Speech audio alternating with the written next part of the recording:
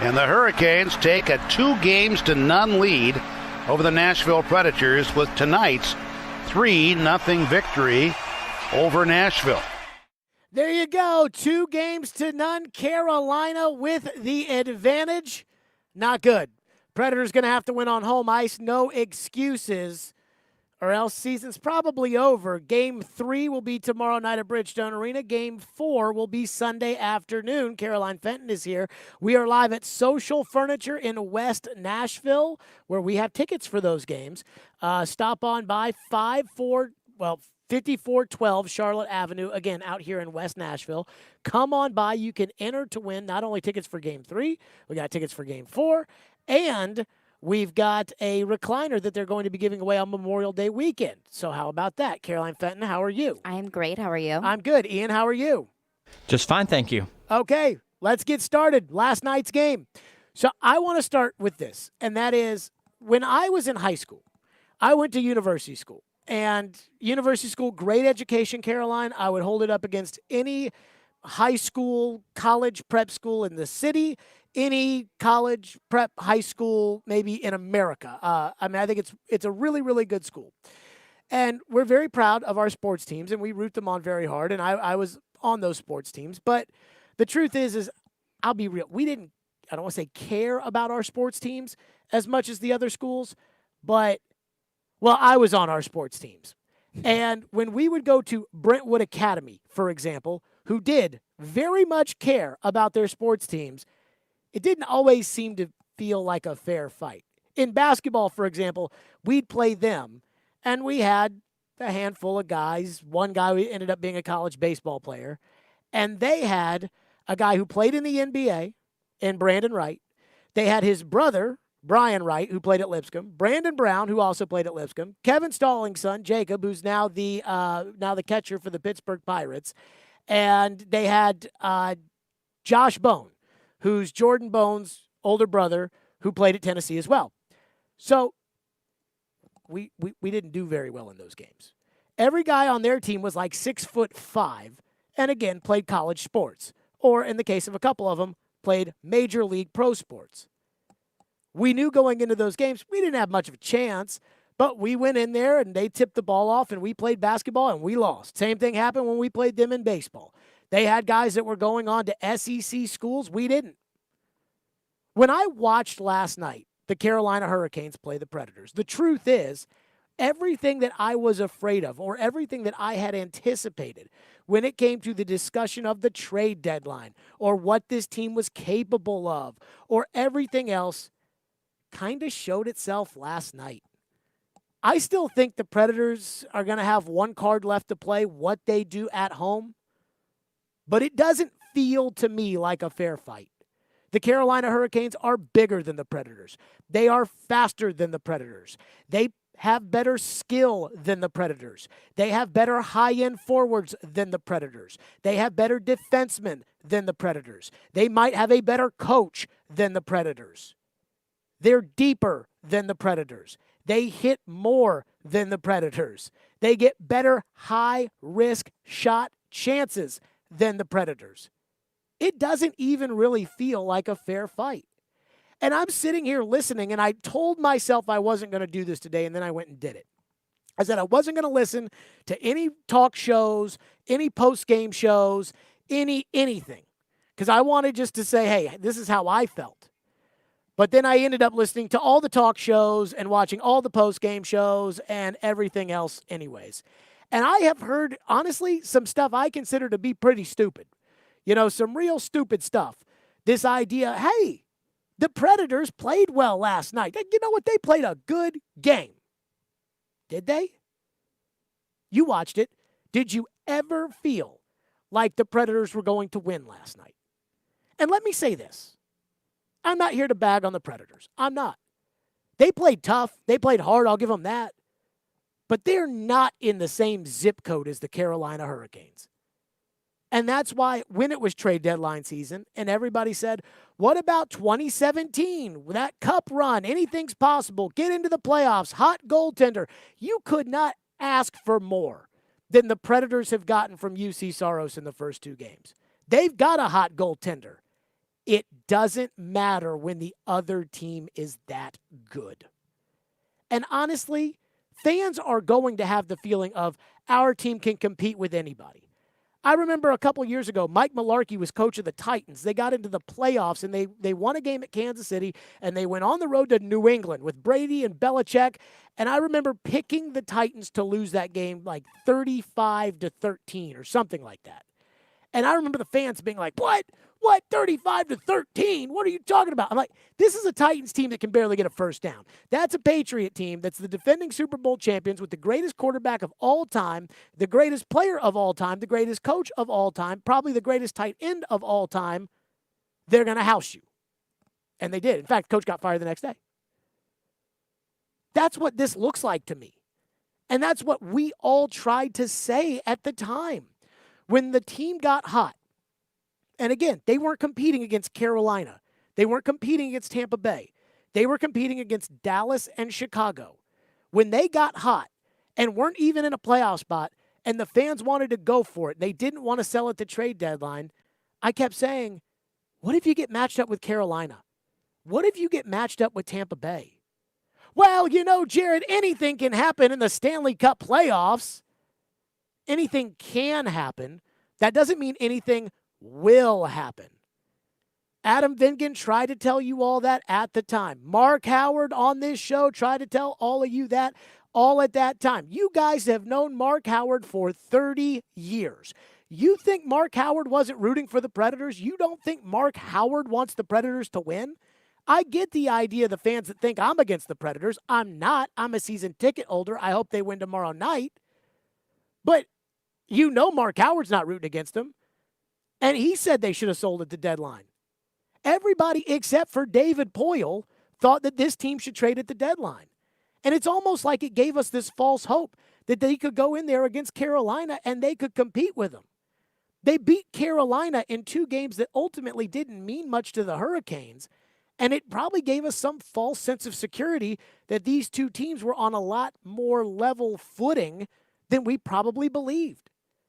And I'm not saying the Predators can't win a game at Bridgestone Arena. I'm not saying they can't win both games at Bridgestone Arena, though I would be surprised.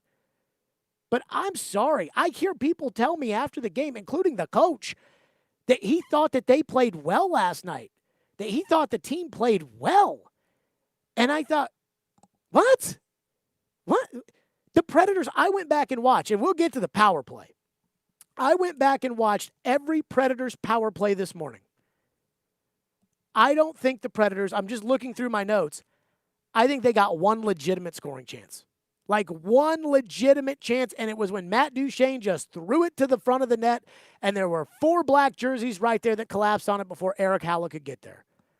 I mean, that's it. They had more scoring chances on your power plays than you had on your power plays last night. They're freaking good. And I sometimes think that when you say things like this, people interpret it as like an anti-Predators thing, like you're against the Predators. I'm not against Predators. I think the Predators had a great season. I think Predators had a good season. I think the Predators have a decent coach. I think they've got some core pieces that should stay. I think they've got some core pieces that need to go. But that's a great team. That is a great team. They are big, they are strong, they are fast, they are deep. They apparently have a decent goaltender, although I'm not sure how hard he was challenged last night. But please do not sit there and tell me you thought the Predators played well last night. The goalie was fantastic. And as Joe Rexrode tried to explain or ask the coach after the game, it did feel like had they won that game, we would have said Saros stole it because he was fantastic. But this team, they're not competing with the Carolina Hurricanes right now. They're not. That first period, I thought that first period, when I saw Eric Halla pick up that penalty, that just ridiculous, immature, selfish, roughing penalty to start the game. When I saw that, I said, okay, I know where their heads are tonight. I mean, they honestly, after the second power play failed with 6:56 to go in the first period of the Dougie Hamilton interference, after that, kind of felt like the Predators played scared. Kind of felt like they played scared, especially in the offensive zone, because everything they did, they got suffocated. They got dominated. They couldn't get any decent look. And it, again, reminded me of when I was in high school at USN, and we'd go play Brentwood Academy with their 6'10" post players and their 6'4" guards, and we'd try to dribble out of a press, and all of a sudden we'd lose the ball. They'd go the other way for a dunk. That's what it felt like. These two teams are not on the same level. And I think that now that we've seen 2 games, it feels to me like it's pretty obvious. And I guess I'm disappointed because even though I was telling you guys, don't get your hopes up. I said at the trade deadline, trade Granlund, trade Holla, trade Cousins, who, by the way, is not even dressing in this series. Trade those guys, get picks, see what those picks become. I'm not here to take a victory lap today. I'm not. But I think the truth is, we knew in our hearts when we talked about Carolina and Tampa, we knew that this is what they were. And if you're going to tell me in pro sports, I love this idea of, hey, they played well yesterday. I mean, they played a good game. If you're going to tell me that in pro sports, then I'll go down the street to the trophy shop and get a nice little 4th place trophy made up, and I'll bring that into Bridgestone Arena. 4th place Central Division trophy. This is pro sports. I don't care if you played well in a playoff game if you did not win it. This is pro sports. Did the Titans play well against the Ravens in the wild card game? I don't know. And guess what? I don't care. They don't make trophies for playing hard. Caroline, your reaction to last night's game?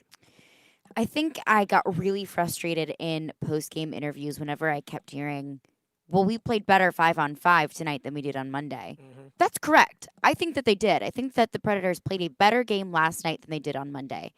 But that's not enough. We talked on Tuesday about how John Hines continued to say, well, it was 2-2 going into the 3rd period on Monday night. Okay, and what was the score at the end of the game? So I understand these little victories, which very much so do come into play when you're in February, in January, whenever you pick up these little victories along the way. This is the playoffs. You cannot afford those little victories along the way in game 1 and game 2. Hey, our 5-on-5 was better. That's good. But you are still down 2 games in the Stanley Cup playoffs. And think about this. Nobody was selling the idea when they decided not to sell at the trade deadline. Nobody holds a press conference and says, hey, maybe we can play a couple of good games in the playoffs and see where that goes. Hey, maybe our 5-on-5 could be better. The 5-on-5 might be okay. I've heard a lot of stupid stuff today. I'll be honest with you. A lot of things I don't agree with. I mean, just this is pro sports, okay? Like, this isn't T-ball. This is pro sports. You want to sit there and tell me that you thought that, hey, you know what, our 5-on-5, I don't care. Why would I care about that? Why would I care about your 5-on-5 game? I don't care about your 5-on-5 game. You spent a period on the power play. I don't care about your 5-on-5 game. So that's getting me going to start. Let's get your reaction. Phones and calls, 615-737-1025. I meant to say calls and texts. Calls and texts. 615-737-1025 is our phone number. We'll get to your reaction plus the power play. Oh. The power play. We'll get to that. 615-737-1025 is our phone number. And why I feel like, honestly, I don't have... We'll get to the power play. Let me just say that. We'll get to the power play. We will. We'll get to the power play. 615-737-1025 is our phone number. Again, we are live out here at Social Furniture. Come on out, and you can register to win a pair of tickets for Game 3 or Game 4. And if you listen to the players talk, I asked Ryan Johansson yesterday, like, what is their belief level or what do they have to believe in after last night? And he said Bridgestone Arena. He wants to get back to Bridgestone Arena for those fans. So come on by and register to win tickets so you can be with those fans. Again, games 3 and 4, we'll be giving them away at the end of the show today, and you can register to win these great recliners that they have out here. They're giving away Memorial Day weekend. Again, that's 5412 Charlotte Avenue in West Nashville. Memorial Day sale. Deliver the next day and set up what's available in stock the next day. Man, I've got some. And again, you can enter to win those tickets. Stillman Company, live from Social Furniture. It's ESPN 1025 The Game. Ian's back in our wholesaling studio, powered by RumbleOn.com. We're delivered by TriStar Moving. It's ESPN 1025 The Game.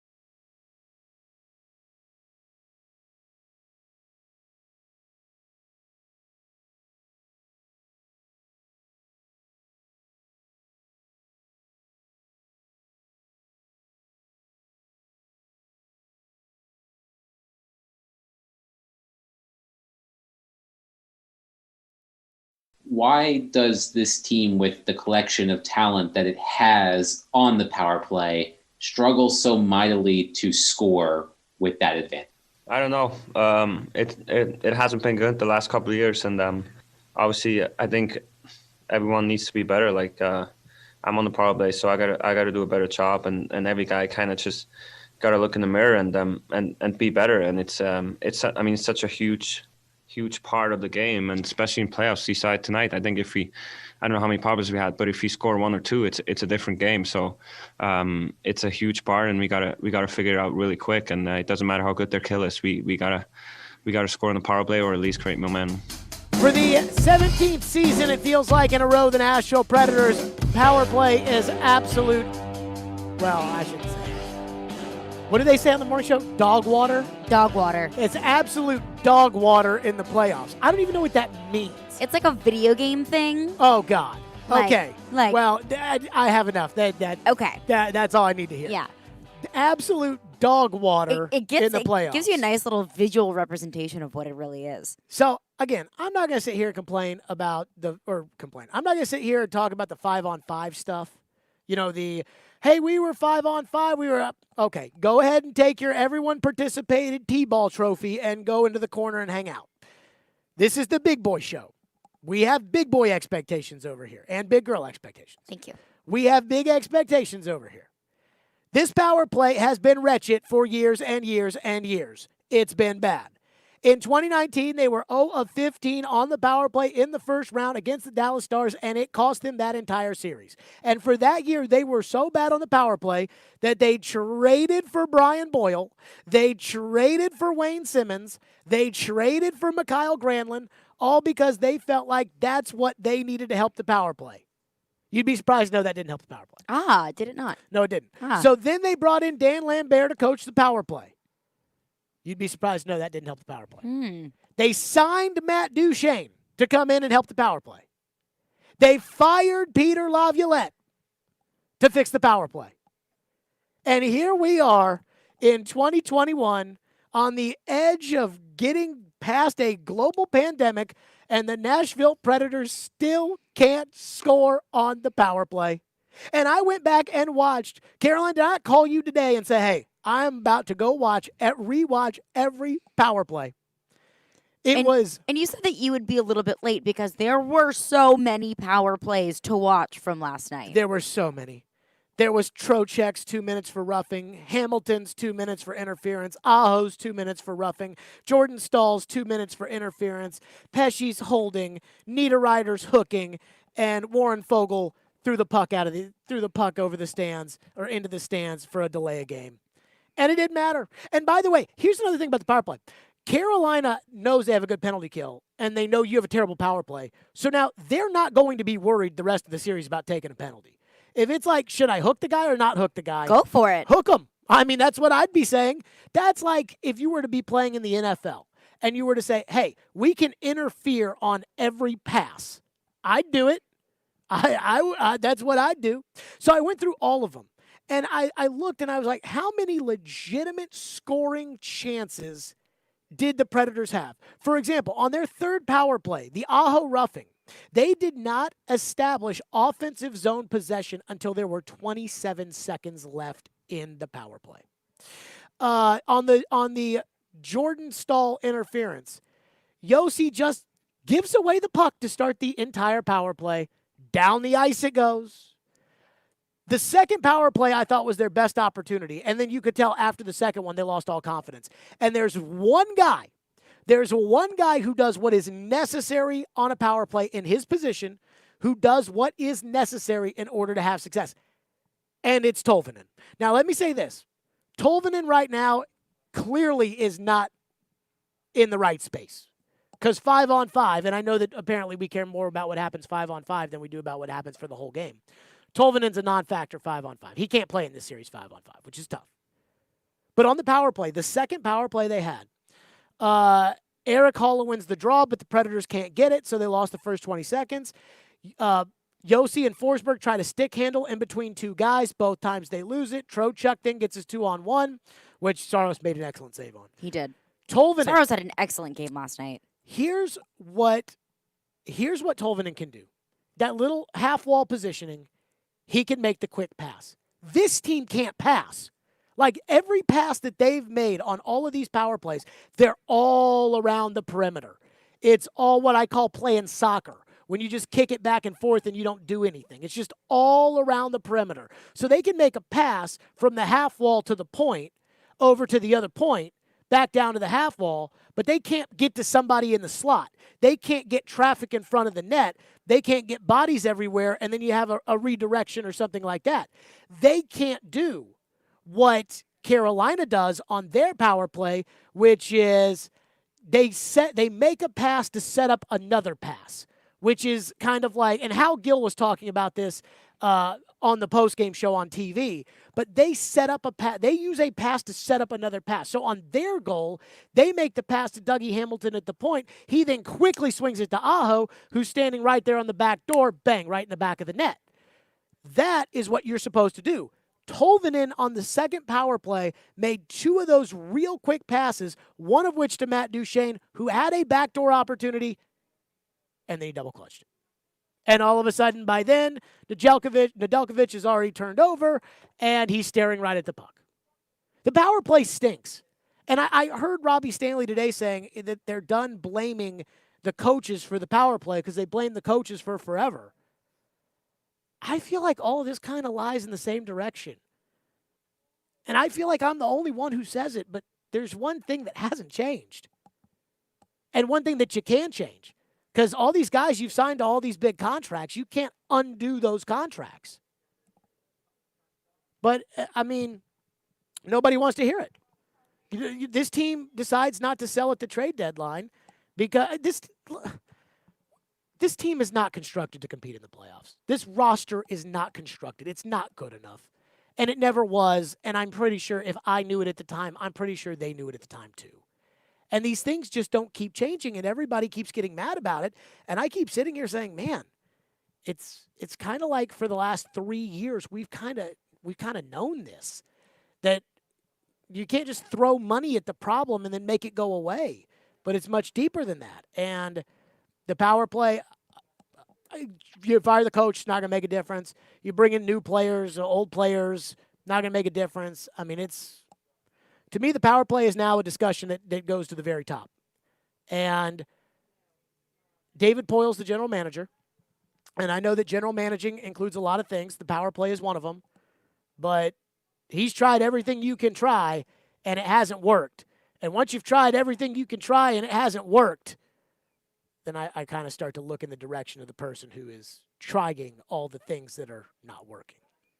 Adam Vingan tweeted last night, and in 6 of the Predators' power plays, they had 8 shots in 6 power plays. And in those 6 same Nashville power plays, Carolina had 6 shorthanded shots. The Predators couldn't even get the puck out of their own zone in those power plays. Oh, it's awful. It was awful. They weren't making serious shots during the power play. They were not making shots on goal. They were just farting around in their own zone. And they were all one-timers that Nedeljkovic is just staring at. Right. I mean, he's just, excuse me, Nedeljkovic. I keep getting that. The J just throws. It's a hard one. But, I mean, he's just staring at him. And let me say this about Nedeljkovic, because I watch the neutral broadcasts. I don't know if you watch the NBC or if you watch the local broadcast. I watch the CNBC. I mean, AJ Malesko, I mean, she was dishing out some criticism now to the Predators. I mean, she was not just letting it be.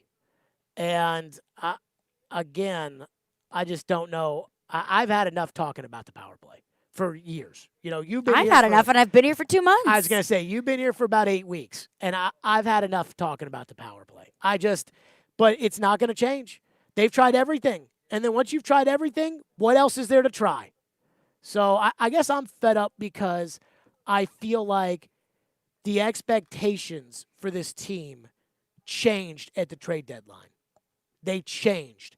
And you can say that, you know, Adam Vingan and Mark Howard and I and Greg Wyshynski and everybody else that was like, guys, let's not get our hopes up about a playoff run here, that we could have all seen this coming.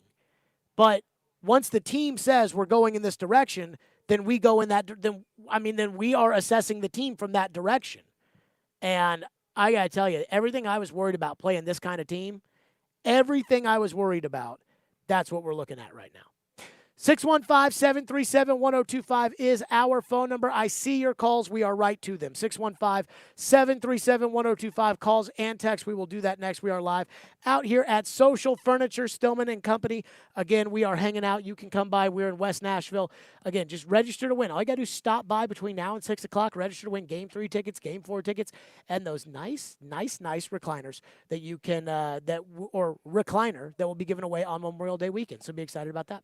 615-737-1025, Stillman Company. We are delivered by TriStar Moving. It's ESPN 1025, The Game.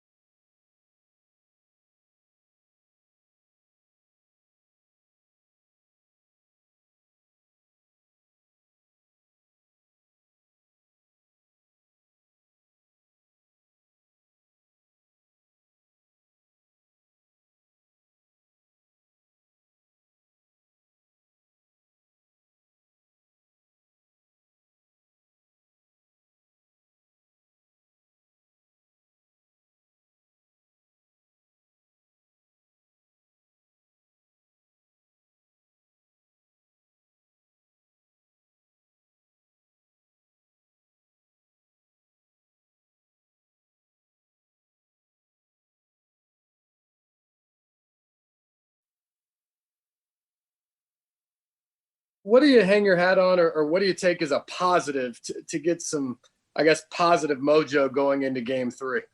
Regarding what? Just the way you're playing. How do you take a positive or have a positive mentality going into Game 3? I think the last two questions, like, did we watch the same game? I think when you look at the hockey game, we played a pretty good game. I thought their goaltender made some really good saves. We had good looks. I think you look at shot attempts, you look at shots, you look at offensive zone time, you look at how the game was played. We've got to do a better job on the power play. But I think the last two questions, I think there's a lot of good things to come in the game. We're in a series. We're a better team than we were in the first night. We obviously know the power play has got to be better. But I think there's a lot of positive going out of this game and then coming home. Seriously, was that question worth that answer? Not at all. I think it's a pretty valid question. You just lost the second game in a row. See, what are you going to do to turn things around? Here's the valid question for me. Did we watch the same game? because I just heard him talk about that game. I don't think we watched the same game. Right. I mean, I am not. I thought that first period that they played last night, and I went back and I looked at the unofficial stats in the first period, and I was stunned at how even they actually ended up being. Like Carolina got 10 shots, Preds got 10 shots, shot attempts Carolina 18, Nashville 17. Now Carolina did take 4 penalties, but I was stunned. I was stunned because it felt like the worst first period that they've played in the playoffs since 2019, Game 4, they played Dallas in like a Dallas had to have it kind of game, and they gave up 4 goals in the first period, and Pekka got bounced. That was the worst. I mean, that's the goal. That and Game 5 of the Stanley Cup Final are the gold standard for terrible first periods. And this one was right there with them. Carolina just happened to spend the whole first period in the box, and your goalie made a couple incredible saves, and it was only 1-0. But again, when I hear that, like, hey, what are you talking about? I mean, did we watch the same game? I thought we played pretty well. Stop. Apparently, we did not watch the same game as the coach last night. At least I didn't feel that. And when he said that, I said, no, I genuinely don't think that we did. And I understand that if anyone's going to believe in this team, it's got to be John Hines. But you just have to look at yourself in the mirror and say, look, this is what we're going to do to turn things around. We're going to fix the power play. We are going to continue to attack and net. That's what I wanted to hear. Like, look, hey, we know that we didn't play our best game out there tonight, but we're going to turn things around. Yeah, again, I just not acknowledging the fact that wasn't the Preds' best first period that they've ever played. I just love is an issue for me. I just love that. Did we watch the same game? No, I don't think we did. Apparently, we did not. Let's go to your phones as promised. Phone lines driven by WilsonCountyHyundai.com. We're live at Social Furniture again in West Nashville on Charlotte Avenue, right over these. Hey, this is my neck of the woods right here, my hood, where I grew up in West Nashville. Stop on by, register to win a pair of tickets, not just to Game 3, but also to Game 4. And they're also giving away these super sweet recliners that you can register to win. They'll be giving that away Memorial Day weekend, so stop on by. Jeff is going to kick us off today on Stillman Company. Thank you for waiting patiently. Go ahead, Jeff. Hi, Jared. I enjoy the show. Thank you. The shots they were getting on goal, the Preds that were getting on goal, there was no deception to it. They would chuck it right to the chest of the goaltender. That's the part I don't get, along with the power play and everything else. I thought they played good defensively, but I didn't see a professional hockey game. So, yeah. Jeff, I'm Go with ahead. you on the theory of the shots. Thank you for your call. On the theory of the shots, everything was passed around the perimeter. Everything was a one-timer right into his glove. There was a one early on one of these power plays where Yossi had a one-timer and Johansson was right there in front of the net, and he tried to get the stick up to deflect it, and if he does, maybe a redirect goes into the back of the net. There was the one, and my goodness, Tolvanen. There was the one where Luke Cunnin just absolutely let it rip, and Tolvanen got his rear end away from the front of the net, which I think would be a good teaching point. This is why we talk about why play the kid, why give him experience, because you can now take that tape to him and say, you park that fanny right in front of the goalie. You don't do anything. You park it right in front of the goalie, and you let Luke Cunnin let it rip. But yes, to the caller's point, again, the shot total, John Hines after the game.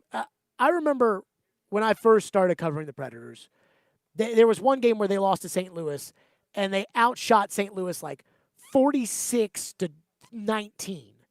And after the game, everybody's like, well, we shot it more than them. Great. But, I mean, last night, almost makes it worse. The shot total, the Preds outshot them 32-31. How many high-danger scoring chances, how many legitimate scoring chances did the Predators have last night? And 0? I mean, I mean that with all sincerity. I mean, I think you could call that Luke Cunnin shot a legit shot attempt. If Alec Tolvanen would have parked his butt in front of the net, I think that could have been a goal. But he didn't. But he didn't. And there's a lot of, but they didn't. Tolvanen gives on the power play, gives Duchesne a great cross-ice pass. That puck's got to be right to the tape, and it's got to be ripped right in the back of the net before the goalie can turn. And Duchesne double-clutched it. You can't win that way. What's in our text line? Donovan texted in and said if the Predators had played at the high level that they are capable of, they would have won last night because Carolina was a step slower than the game before. Missed opportunity, in my opinion. I so disagree with that. Oh, my goodness. I thought the Predators were sucking wind in the third period. I heard Willie say something similar today about how he felt like Carolina was gassed at the end of the game last night. I don't think they were. First of all, Sebastian Aho pots the empty netter by basically. I mean, when you've got an empty net, somebody's got to get back. There. Somebody has to get back, and Aho is all by himself. I mean, I thought John Hines in the third period rolled two lines. He rolled the Jofa line, and he rolled that Cunnin, Duchesne, Granlund line. And that was it. I mean, that fourth line, that Herd line, and I get it, they have no business in this series because they don't. The Herd line's out there to try to push people around. You're not pushing those guys around. So he's rolling two lines in the third period last night, and you could just tell they were gassed. So I don't get this idea about, if the Predators had played at the level because Carolina was gassed. I'm sorry. When I think of gassed, I think the other way around. I think of Carolina being the gassers and the Predators being the ones that needed to catch their breath. I mean, there was one where I think Carolina got called for a penalty, and Forsberg had been on the ice for about 2 minutes. And I was like, oh, thank goodness that there's a penalty in a commercial because these guys need a second to catch their breath because they've been on the ice so long. So that one, I disagree with that. What else we got? Hayden said the Preds' inability to capitalize on the man advantage is unacceptable, and ultimately they lost the game, which matters most. But having 7 chances on the power play, holding 8 chances on the power play, I think it was 7. Maybe it was You're 8. right, 7. 7. 7 chances on the power play, holding Carolina to 1 goal for 59 minutes and having tons of chances to win the game is bad. Not sure I completely buy that. So I'm just going to say, read the first part of that text. The Preds' inability to capitalize on the man advantage is unacceptable. Stop. It's only unacceptable if you do something about it. Mm-hmm. They've never done anything about it that is required to fix it. They think that they've got it fixed, but they've never gotten it fixed. They signed Matt Duchesne. They hired Dan Lambert. They fired Peter Laviolette.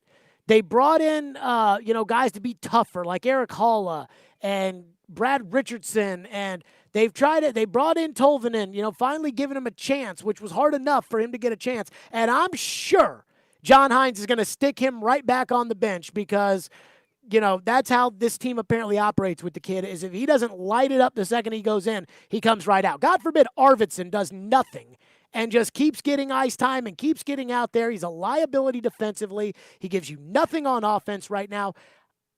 And yet they'll probably bench the kid. He'll probably be sitting up there with Fabro in the 800 level on Friday night. So it's only unacceptable if something is done about it. And I just don't think they're willing to do I just don't think they're willing to do anything about it. In the second part of that text, Hayden says that he doesn't completely agree with the fact that having 7 chances on the power play is bad. It's bad if you don't do anything with it. Sure, it's bad if you have 7 Carolina doesn't care about taking a penalty right now. That's fine. They're going to take all the penalties in the world because what are the Predators going to do about it? 615-737-1025. We're back to your phones next. 615-737-1025 is our phone number. Again, we are live at Social Furniture out in West Nashville, 5412 Charlotte Avenue. Register to win tickets for Game 3 and tickets for Game 4. So there will be 2 lucky winners on that. And again, their Memorial Day sale delivery the next day and set up what is available here in stock.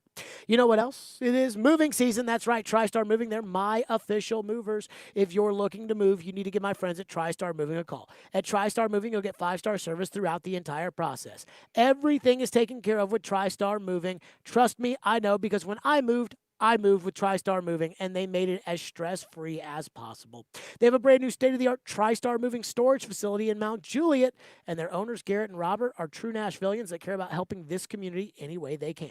If you're looking to move, give my friends at TriStar Moving a call, 615-640-1219, or visit their website, nashvillemoving.org/radio, where they'll give you 5% off your entire move. That's TriStar Moving, nashvillemoving.org/radio, TriStar Moving, my official movers.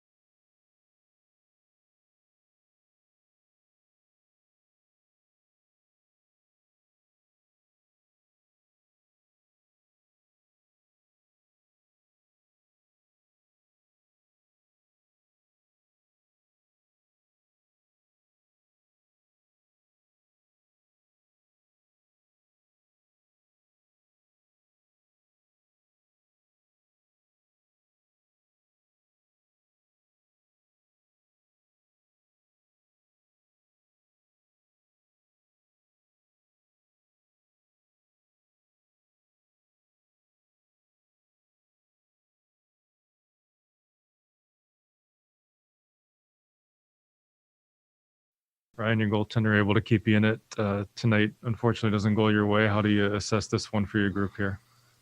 I think there's more positives from tonight than the first game. So we did some good things out there, and playing against a great hockey team, and just got to find a way to do a little bit more. That was Ryan Johansson. Do you buy more positives from game 1 than game 2? Are there more positives from game 1 than game 2? No, game 2 than game 1, I guess. Yeah, I mean, yes, I do think that the Predators played better in game 2 than they did in game 1. I think they had a little bit more control over the game, but at the end of the day, like I said earlier, you can pick up more positives along the way, but there's just not enough time in this series to start collecting positives and hopefully turn them into a win. I know you need to win now. I know I'm like Mr. Bad Guy over here.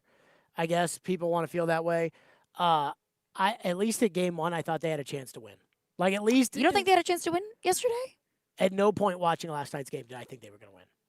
Like, once Eric Halla took that roughing penalty, I thought, oh, God, here we go. I mean, that was stupid. And, that just seemed like the kind of game they wanted to play last night. And then somehow, I mean, I watched it, and again, I told you I was going to try to not listen to any shows or anything else because and I just started hearing people talk about how they played great. And I was like, oh, what? But I promised your phone, 615-737-1025. Again, we are live out here at Social Furniture, West Nashville on Charlotte Avenue. Come on out with your opportunity to win Preds tickets for games 3 and 4. Let's go to Alex, who's been waiting patiently and is up next. Thank you for calling. Go ahead, Alex. Hey, Jerry. Glad to talk to you again. Thanks. I mean, last night, 0 for 7 on that power play. I'm going to be honest. I think I got an ulcer watching that offense. But, I mean, there is a way to look at this that's positive. I mean, coming back home, they clearly showed that they weren't afraid to take penalties last night. Because if they decide to take 7. So if we can correct it, and I'd keep Tolvanen on there.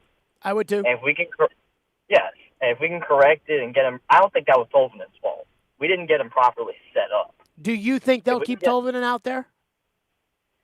I would, but I don't think Hines will, if you get it. I'm not sure exactly what you said there, but I'm guessing you're saying you would, but you don't think Hines will. Yes. Right. So, I mean, then what's it matter? Again, it doesn't matter if I think Tolvanen should be out there, and it doesn't matter if you think Tolvanen should be out there. Tolvanen definitely should be out there. I mean, the fact that, and I appreciate your call, Alex, the fact that Tolvanen and Fabro aren't out there is so short-sighted. And I said this last Friday, but even now, I mean, get these guys some experience. Get some tape so that these guys can learn from. Just like yesterday when Ellie Tolvanen made the mistake of leaving the crease right as Luke Cunnin was letting run rip. Like, that is a teachable moment. What's wrong with teachable moments? What's not a teachable moment is when Dante Fabro is sitting at the top of the arena in a suit and Eric Goodbranson falls on his rear end trying to stop a penalty or trying to stop a power play on the penalty kill, and the other team scores. Now, what are we going to do? Are we going to talk to old man Goodbranson and say, hey, Eric, right here, if you don't fall flat on your ass, then you have a better chance of making some sort of play on the puck. But that's not the way they're rolling, and I can't get worked up about it because me getting worked up about it's not going to change it. But it's just very frustrating because it seems like something simple to me. I mean, I hate to say that the caller is more right than the coach, but I mean, we all think Hines is going to take Tolvanen out of the lineup, right? Do you think Hines is going to take Tolvanen out of the lineup?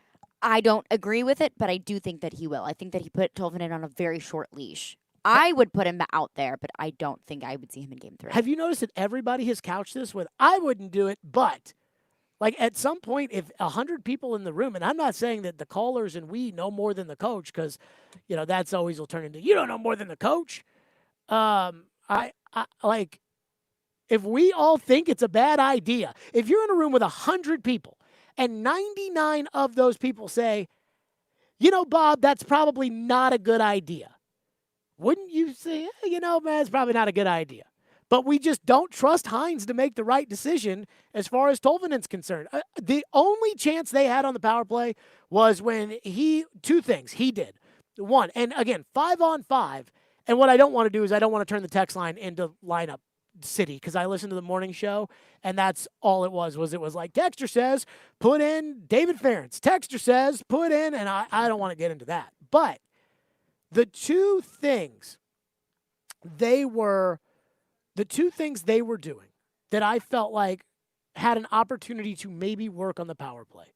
One was that beautiful cross-ice pass Tolvanen gave Duchesne that he double-clutched, and the other was Tolvanen on the last power play, on the delay of game, fired a rocket that Pesce blocked. And everybody on the ice looked up because they had no idea where the puck was because it was shot so quickly. And that shot they don't have on this team other than him. And right now that I know that if you just pass it around the perimeter and then take one-timers from the point, that Nedeljkovic is just going to sit there and glove every single one of them, I'm really not all that interested in trying it. That quick shot, that's one thing where his eyes are left. You fire that shot that goes into the back of the net before he can even move his eyes. That's the one thing he's got.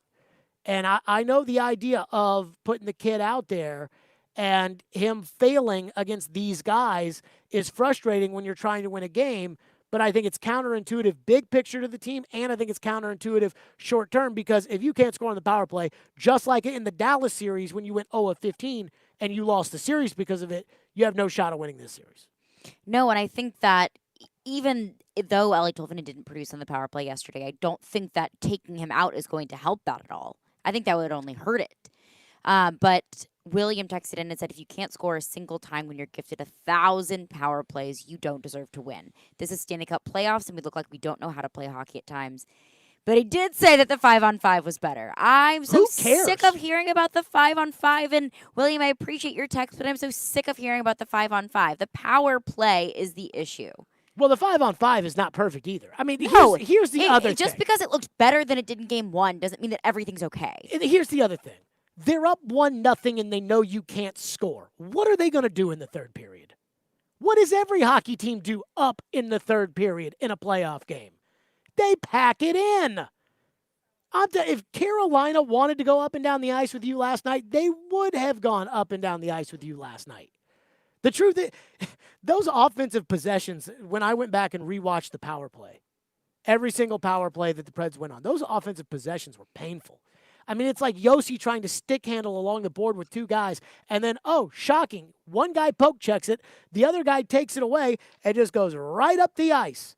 Or Arvidsson gets his shot blocked by Teravainen because he rips a one-timer, noted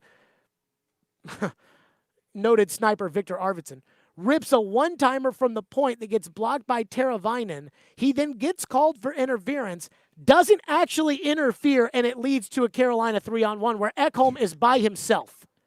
I mean, you can't win that way. Joe Rexroad texted me and said, you were on point today until you started talking about playing guys for big picture reasons in the playoffs to get experience off the rails. I mean, here's my thing. I don't think you have a chance to win with Eric Goodbranson in the lineup. That's just me. And Eric Goodbranson played better than I expect Eric Goodbranson to play, which should tell you something. Our texter Brian from yesterday did have a fairly good point. He didn't score. Do you know why he didn't score? He had a golden opportunity. He did. I thought he was going to score there, and I thought, Brian. He had a golden opportunity to score, and then he missed the puck. And you know why he missed the puck? He can't handle the puck. No. Because he sucks. That's why he missed it. You can't handle the puck. That's why he missed Him or it. Harper, really. Oh, my goodness. Well, you know what's worse is they have forwards that can't handle the puck. So there are so many things about last night's game that drive me insane, half of which have to do with Arvidsson. The other part of it that drives me nuts is like there was one where Arvidsson chipped it in on the power play, and he and Duchesne both went to the puck, and then Arvidsson tried to send it back, and there was nobody there because they just both went after the puck. Or Duchesne tries a no-look, just drop it back, and Aho just takes it sets up a breakaway. And if you give Aho any sort of opportunity, he's going to take it. Oh, my goodness. I thought about, I always say things on the show, like if I own the team, I have been watching a lot of this lately thinking, if I own the team and I had to pay some of these guys the kind of money they have to pay them, and that was my $56 million that I had to pay, I don't like to pay to park somewhere in Germantown and have to pay $11 for it. I don't like doing that. So you talk about paying $56 million or $64 million or $28 million or all this money that I have to pay this guy. Oh, it would just drive me bananas. Oh, it would drive me insane. So I can't do 4 hours. I can't do 4 hours of this. I did 4 hours of it on Tuesday or whatever. We're going to have a Titans breather. We need some reinforcements. We're going to have a breather. Again, we are live out at Social Furniture. Come on out. Register to win a pair of tickets for Game 3 and Game 4. And you know what? I think some Preds fans are really wanting me to say the series is over. Like, I think there are some that think that if I say it, that will set everything in motion in cosmic orbit. And I'm getting pretty close. But Do I'm you not believe gonna do it? That it's over? Yeah. I want people to come on out and register for tickets for Game 3 and Game 4 out here at Social Furniture. Come on out here in West Nashville and register to win those tickets. But we're going to have a Titans breather. TD is going to join us for the next hour. He was at rookie minicamp. But Derrick Henry wants Julio Jones. And if Derrick Henry wants Julio Jones, then that's what we're going to start off with TD coming up next here on Stillman and Company, right here on ESPN 102.5 The Game. Guess what? Basketball, FanDuel Sportsbook app, my official sportsbook app, the NBA play-in tournament has some teams, and it's giving them one last shot to make the playoffs. That's right, Grizzlies. Everyone can bet this round risk-free on the FanDuel Sportsbook app. It doesn't matter if you're new to FanDuel or already have an account. FanDuel has teamed up with basketball legends Charles Barkley and Kenny the Jet Smith to make sure you get your money back if you don't win. That's any user, any bet type, any game. The NBA play-in tournament is going down May 18th through the 21st, and FanDuel just made it more exciting. It's all part of FanDuel's Play-In Palooza. That's right. So if you already have a sportsbook account, just open the app and opt in to claim your risk-free bet. And if you're new to FanDuel, use the promo code JGM when you sign up to get your first bet risk-free up to $1,000 exclusively on the FanDuel Sportsbook app. 21 and older and present in Tennessee. Refund issues non-withdrawable site credit that expires in 7 days. New user risk-free bet for first real money wager only, and refund issued as a non-withdrawable site credit that expires in 14 days. Restrictions apply. See terms at sportsbook.fanduel.com. Gambling problem? Call Tennessee Redline 1-800-889-9789.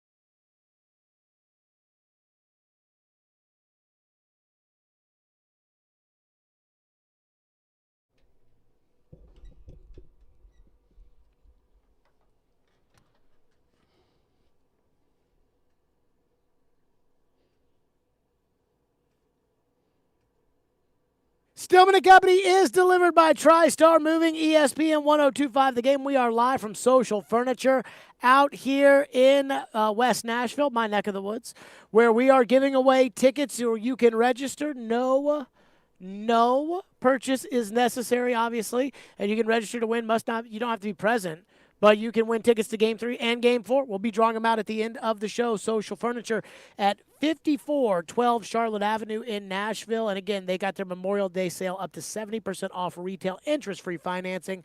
And speaking of things you can get perhaps that are a little bit better than retail, Julio Jones is now officially on the trade block, according to Jeff Schultz, who covers the Falcons for a long time for the Atlanta Journal-Constitution, now for The Athletic, says the Falcons want to trade Julio Jones. That is obviously not a surprise.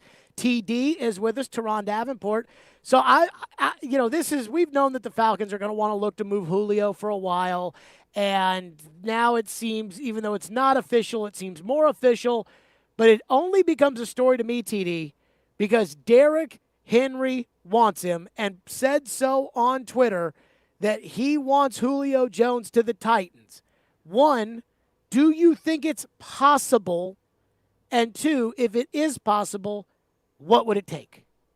Well, as Kevin Garnett beautifully said, anything is possible. So I'm not going to say it's impossible. However, I will say it's not something that can easily be constructed, because that $15 million number, to fit that under the cap for the Titans, a team that is kind of cap strapped, is going to be tough. It's going to take a lot of kicking the can down the road. We spoke about this at length entering free agency, and that's something that they'll have to do. I don't know if they're going to be willing to do that, especially considering some of the guys that they have set to be free agents, in the coming years, right? So that's a difficult thing. But Derrick Henry did say Titan TF up. However, how are we just going to ignore A.J. Brown and, a lot of the stuff he was doing? Because, he like Julio Jones wears number 11, and he wants him too. I do wonder if somebody were to sit down with A.J. and say, okay, A.J., your contract is up at the end of this year, or I guess it would be up at the end of next year. Right. Your contract's up at the end of next year. You're probably going to get a deal at the end of this year. Here's how much they can pay you if Julio Jones is on the team, and here's how much they can pay you if Julio is not on the team. I wonder if that would affect AJ's feelings one way or another. That being said, there are pros and cons to the idea of bringing in Julio Jones. The biggest pro is that they have a need at wide receiver, and Julio, albeit older and less durable or whatever, can still play the position and play it at a high level as long as he's healthy. I also think another pro, to your point about AJ, is I think AJ would suck up everything that Julio Jones is about, preaches to him, the way he handles himself. I think AJ would just take that all in, with the veteran leadership of a Julio Jones, which certainly couldn't hurt. But he's expensive. He's up there in age. He's fragile. And those are all things that make it hard for me to think that the Titans would have any serious interest in Julio. Exactly, and I think that's why it would be tough. And it's funny you mentioned how Julio Jones would be someone that AJ could just eat all of the knowledge up off of. He studied Julio Jones in college. Matter of fact, his receiver coach, Jacob Peeler, who's now in, I believe, South Texas or North Texas, one of the two. But he used to do cut-ups for AJ and DK Metcalf of Julio Jones and Calvin Johnson and Randy Moss and an assortment of other guys. So, yeah, they absolutely studied them. I think this move, though, it's just difficult because, as you mentioned, with Julio Jones, there's a lot of things with him, right? You always have like an ankle or these different type of maintenance type of things that are hard to really carry over from week to week.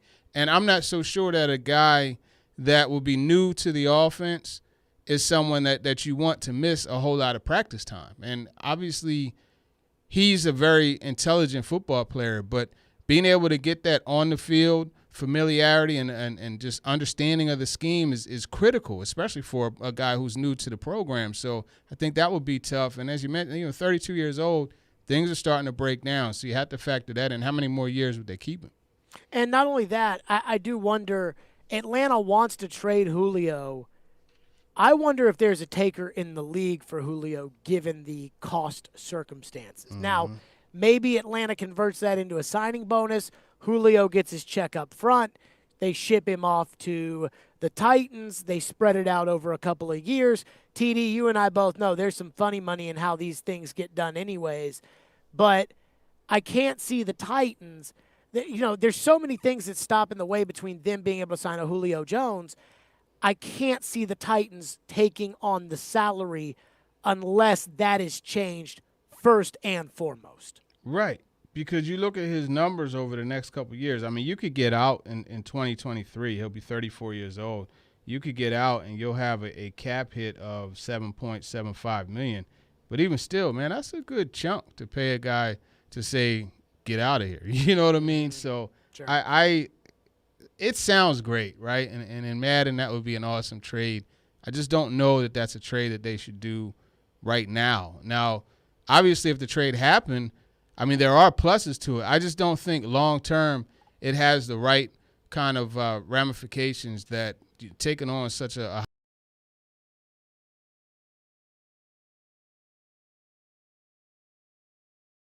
equatable in almost any way other than this. Tannehill had a 2-year deal at about $17 million or so a piece left, and he made a deal with the Dolphins to cut it to a 1-year, $7 million deal, I believe. Got $5 million up front that day from the Dolphins and got sent to the Titans, who paid him $2 million.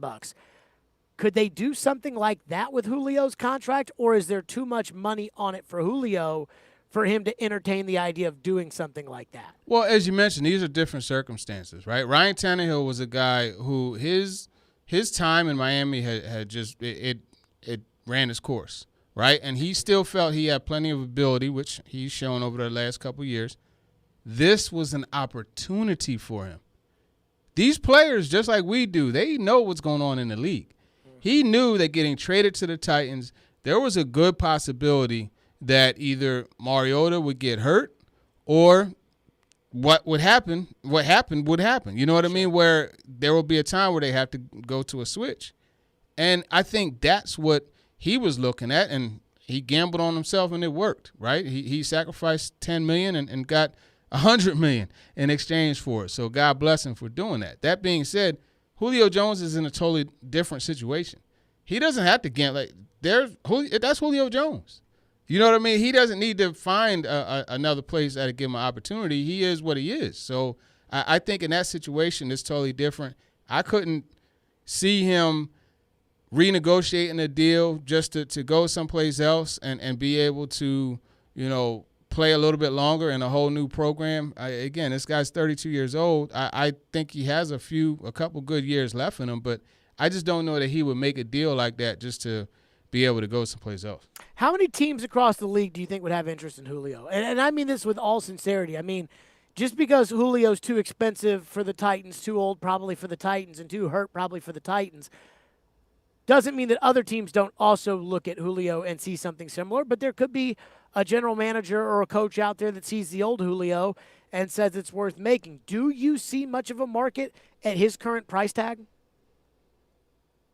I think the Colts would be a team because they have all that extra money to pay. They have money there for these type of situations. Patriots, well, no, not the Patriots because they got the Patriots are an interesting team. I can see them doing this actually. Those are the two teams. I'm not sure. I'm not familiar with Baltimore's situation, but I think the Colts and Patriots would be the most likely teams. But I could see, four teams, you put the Ravens in there and maybe a team like the 49ers or somebody like that.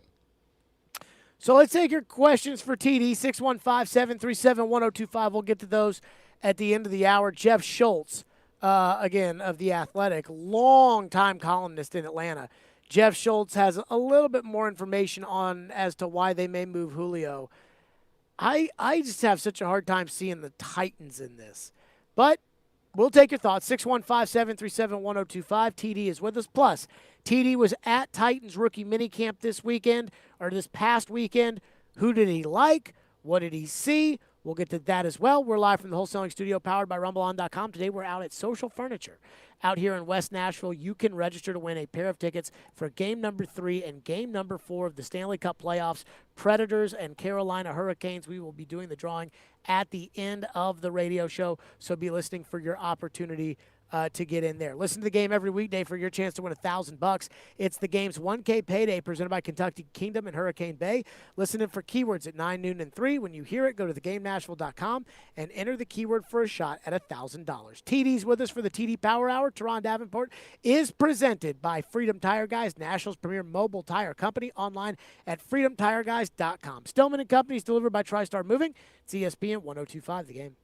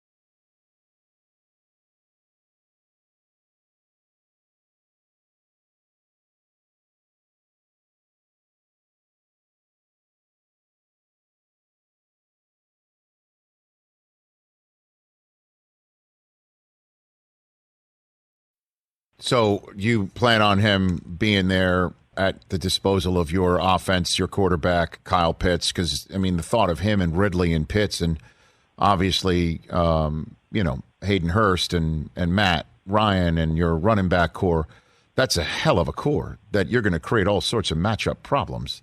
So you expect Julio to be out there this fall? I'm not going to predict the future. It's like when you're sitting there trying to predict the weather here.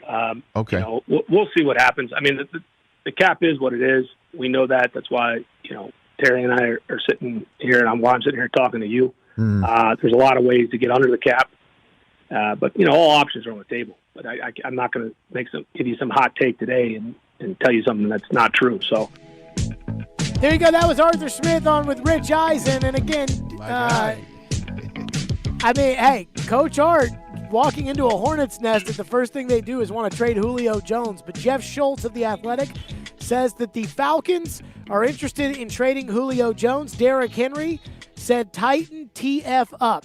I think that means bring Julio to Nashville, loosely translated. Yeah, that's a good translation. Okay. I think that's what it means.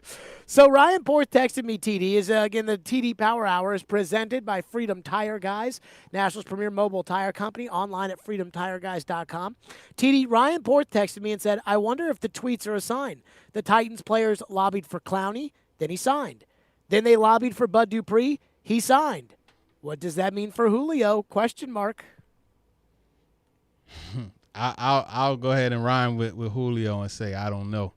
No, seriously, I mean, who knows what it means? It's just the Clowney situation was a lot different because you had the money to be able to do that. Sure. That's a move, right? The Jarrell Casey trade was in essence done to open up money to be able to sign Clowney.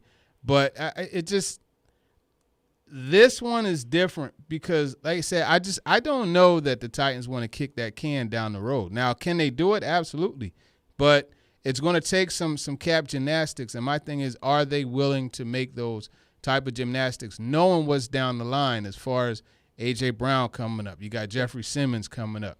You're going to have to figure out, okay, Jayon Brown or Rashaan Evans. You got a lot of things coming up that have to be addressed as far as money-wise is concerned. And I'm not sure that this temporary, thing with Julio Jones, does that make them a Super Bowl contender right now? Just automatically, does that put them – because I think they're a contender, but does that put them in that top 4, that top 3 category? I think the trade for Julio Jones would be like what Arizona did signing J.J. Watt, where I would not have been comfortable giving J.J. the money that Arizona gave J.J. And to your point, I don't think it puts Arizona up there with Seattle or the Rams or even the 49ers if they're healthy. I think Arizona is very clearly 4th in that division if, again, San Francisco's healthy. And that would be kind of the same thing. Like, sure, J.J. Watt still has some game in him, and he makes the Arizona Cardinals better. But just like that, Julio Jones still has some game in him, but he's up there in age, injury-prone, and at that price tag, to your point, I mean, I don't think he probably separates you from the Colts a little bit because I think everybody sees the AFC South as 1A and 1B. It probably separates you a little bit from the Colts. But to your point, Turron, I don't feel like you're walking into Arrowhead Stadium with Julio Jones and saying, all right, let's go take the AFC kind of thing. Yeah, and that's the thing. And it's tough to sit here and say that about Julio Jones because when the guy is able to go full speed and no injuries or anything like that, he's still a very good player. I don't know that it's worth what it would take to kind of shift stuff forward. And like I said, I mean, you got guys who are going to become free agents. You got to, well, not even, they're going to have deals up. You want to get those guys, you want to retain them as well. And, I mean, you look at Julio Jones, his contract. Now, if they could redo it, right, if they could tweak it and lower these cap numbers and make it more manageable and get him to understand, hey, look, you know what, if you stay here with the Titans, we're trending up. This is a great situation for you. I know you want to win a ring. We believe you could do that with us, et cetera, et cetera. I think then you have something that you could work with, but I just don't think that's something that would happen. I don't think that they would be able to redo a deal. I don't think that they would be able to free up all of that cap space without sacrificing some stuff in the future. Here's what Jeff Schultz writes in The Athletic, saying that the market for Julio Jones will be limited. Quote, many teams would like Jones on their roster, but not many realistically can trade for him. The Falcons' hope is that enough teams with enough cap space to absorb Jones's $15.3 million base salary are contending teams that believe he would put them over the top, or young teams looking to take the next step. Among those that could fall into the categories, the Ravens, the 49ers, Patriots, Colts, and Chargers. One league source said the Titans may also show interest, but they are close to the cap ceiling. I mean, anybody can, in theory, be a league source. So I'm not going to, take that for, hey, someone in the league says the Titans could make a move here. I mean, sure, the Titans could make a move, but I can't. The other thing, too, here, TD, is J.J. Watt was just a straight signing. There was no trade element to that. And if you were to try to go get Julio Jones, there probably is a trade element to getting Julio, though I don't think the Falcons get anything better than a third or a fourth for him. Yeah, and you look at his numbers. So next year, he's actually over the next 2 years, each of them in 2022 and 23. If you have him on your roster, he accounts for $19.2 million. You have a dead cap hit of 17.5 next year and 7.75, as I mentioned before, in 2023. You're stuck. If you make this move, you're stuck with him this year and next year. Now, is some of that, and you would know better than I would, is some of that Falcons dead money that if he's traded wouldn't be Titans dead money if they released him because of signing bonus given to him up front kind of stuff, or is that straight up if the Titans trade for him, getting rid of him would cost you $19 million over the next 2 years? There's $5 million in signing bonus in each of the next 2 years, 22 and 23. Yeah, I have a hard time believing they're going to be able to trade for that. That doesn't make a ton of sense. Here's the other part of this, too. And this is where the minicamp stuff comes into, is put tight end to the side for a second. There's a part of me that thinks the Titans feel comfortable with a receiving core of A.J. Brown, Josh Reynolds, Des Fitzpatrick, Cam Batson, Marcus Johnson, and maybe, another guy they add before training camp that could come in and compete. Westbrook and Kenny, they. Oh, they love him. NWI. I feel like they probably feel like they're okay at wide receiver, even if we don't feel like they're okay at wide receiver. And when I say we, I mean the fans. Yeah, I think, and even we as media. I mean, because I asked Coach Vrabel directly about that. And if you remember what he said, our opinion of the receiving core, I think, is a bit different from yours. And, I mean, that says it right there. That tells you that they obviously have a better feel, or not even feel, but they're more comfortable, a better comfort level with the guys in that building than myself as a media person or a lot of the fans who are clamoring for this Julio Jones, and even Derrick Henry, who's clamoring for it too. Well, I think the other thing, and you and I have talked about this, I think Josh Reynolds has a chance to be pretty good. Yeah. I think that Reynolds has earned the shot to be the number 2, very clearly defined number 2 wide receiver. I think Reynolds has earned that shot, and there's a chance that he's really a number 3, and that you brought him in to give him a chance to be a number 2 because he probably took number 3 money to get a number 2 role to show off for teams, and you needed a number 2, so you kind of get a little bargain basement deal here, and it doesn't work out. I think Reynolds is going to be a very, very solid contributor in the pass game. And that's to Vrabel's point about we feel better at receiver than maybe you guys do.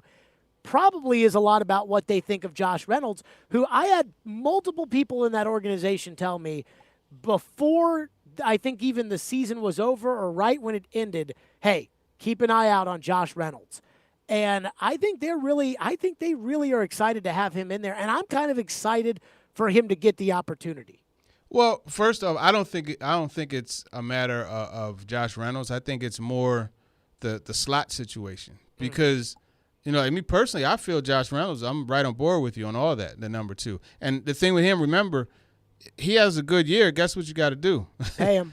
Exactly. So because it's a 1-year deal. But I think that situation is different from the exchange that Coach Vrabel and I had because I was referring more to the slot because, look, they don't have – and it all depends on what type of slot you want. Some teams, a lot of teams, in fact, want that guy that's like that short, shifty, make a DB just look stupid on those under routes, those choice routes and those type of things, and just moves the chains that way, a la Adam Humphries. So that's something that they don't have. But if they want a bigger guy to play the slot, well, then, I talked to Riddell Anthony yesterday, for talking with TD, and he's a former receiver in the league, but he trained Des Fitzpatrick, and he told me he thinks Fitzpatrick, his initial contribution is going to come in the slot. Yep. So there you have it right there. And I know you have the person that you spoke to, and they said pretty much the same thing. So apparently that could be the case. But either way, the bottom line is this.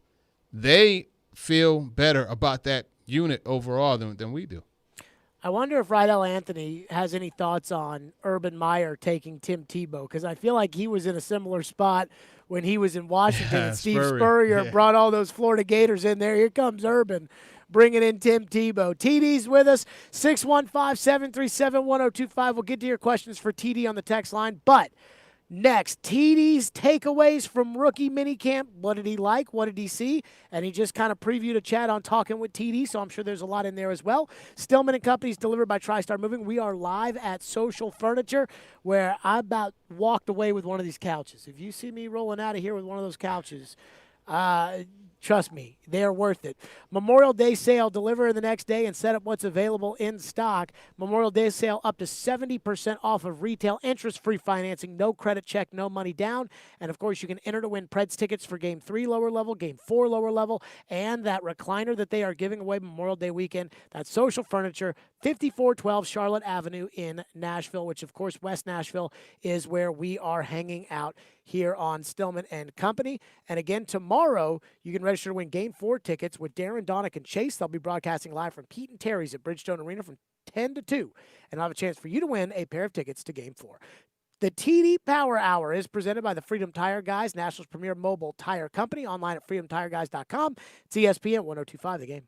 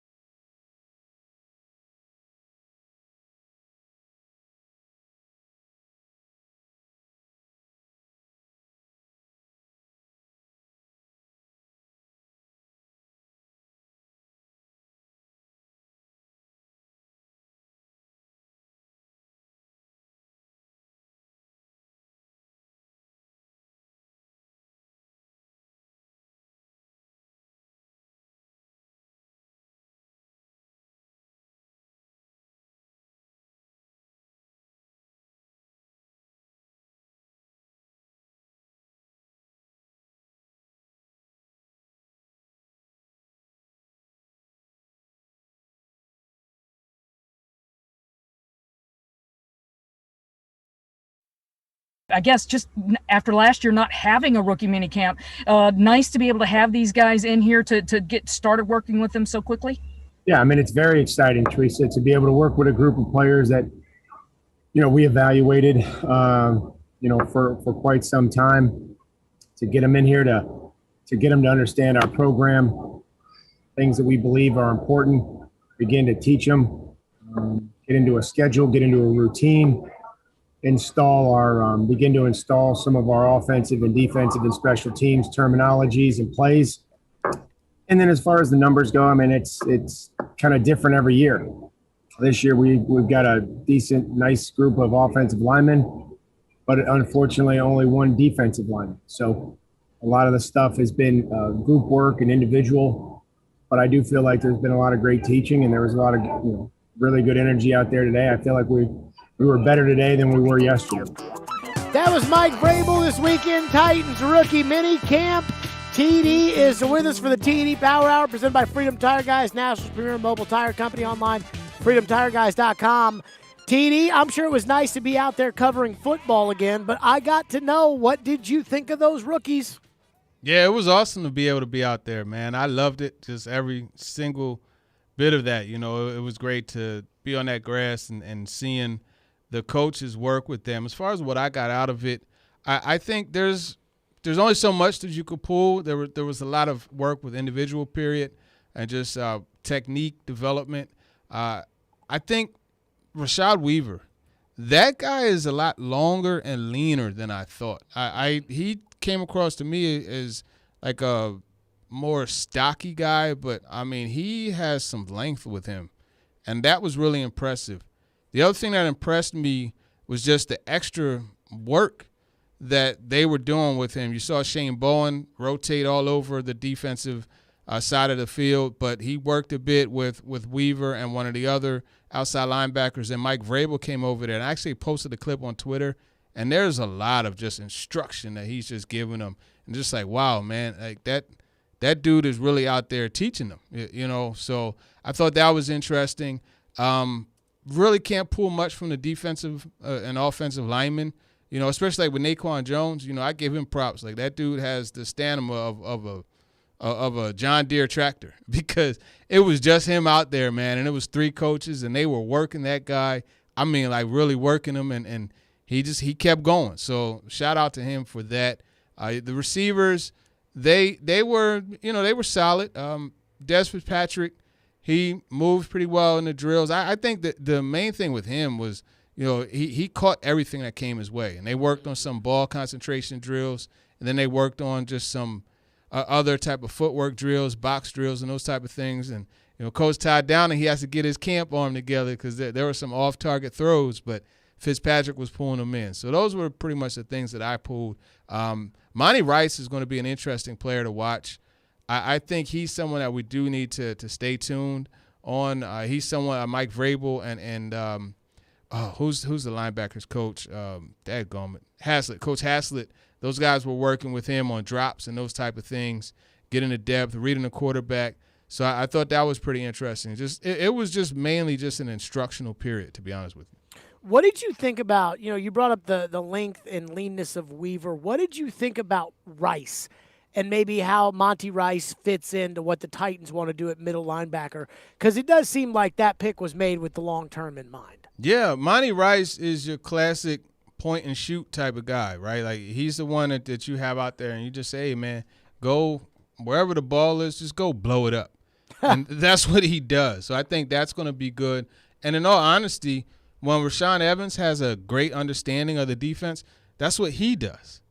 So I could see kind of the similarities there as far as just guys who are just one-man wrecking crews. So that pick, in my opinion, it's one of them's not going to be here, whether it's Jayon Brown or Rashaan Evans. Next year, one of those guys are going to be gone.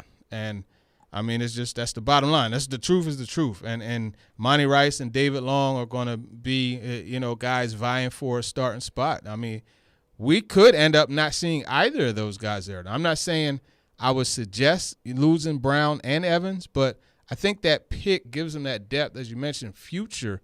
But then in the meantime, this guy's going to be a special teams demon too, because, again, it goes back to what I said. find the ball and blow it up, and that's what he does.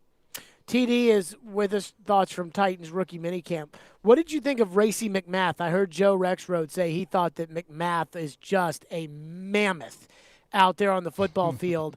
And Caroline and I were kind of talking about it. Caroline, obviously big LSU fan, went to LSU. And I said the way Joe Rexroad was talking, it was, hey, if Racey McMath can play, they might have something there at wide receiver. And as she pointed out, that's a very big if. What did you think of McMath out there, especially given his size and speed? Yeah, McMath that's it right there, size and speed. He definitely has that. But I think you also have to factor in lateral movement, quickness. Those are things that he has to develop a little bit better in order to be a legitimate receiving option. But you ask him to run it in a straight line, he's going to run faster than most people, which is perfect because now you have a guy that you could put out there and be your gunner. You have a guy that you could put out there, you know, and be on the outside on kickoff team, right? And a guy that will just go down there, get down there faster than everyone, and you know, hopefully not get broken down with a move and be able to make the play. And I think the coverage unit is going to be better because of a guy like him. And they still have Westbrook and Kenny, you know, that could do that. And also Dane Cruikshank was a top flight special teamer when he was healthy. Do you think that there's any chance McMath could be a replacement for Khalif Raymond on the deep ball? Not really. I think that's more or less going to be something that Josh Reynolds, I think, is going to bring to the table. And everyone looks at his average per catch in the league and they say, oh, well, he's not a deep threat. Go back to A&M. I mean, the guy averaged 17, 18 yards per catch, and he was a legitimate deep threat receiver. So he's someone I think will be able to benefit from a lot of those play action deep passes that Khalif Raymond got big plays off of. And I mean, he said it, you know, Ryan likes to throw that thing deep. That's what he said, and that was a part of why he wanted to come here. TD is with us, the TD Power Hour. Up next, your questions for TD. 615-737-1025 calls and texts. We'll roll right to the questions for TD. So we're taking a little Preds breather here with the TD Power Hour presented by Freedom Tire Guys, Nashville's premier mobile tire company, online at freedomtireguys.com. We are live at Social Furniture on Charlotte Avenue in West Nashville. Register to win Game 3 and 4 tickets. Plus, they're giving away a recliner Memorial Day weekend. You can just register to win right here today. That's right. Get excited. ESPN 1025 The Game and T-Mobile have partnered to give you a chance to experience a Nashville SC game this season. Tune in every Monday to Darren, Donick, and Chase for the keyword to text in to win. Good luck from 1025 The Game, T-Mobile, and our friends at Nashville SC. Stillman Company is delivered by TriStar Moving. It's ESPN 1025 The Game.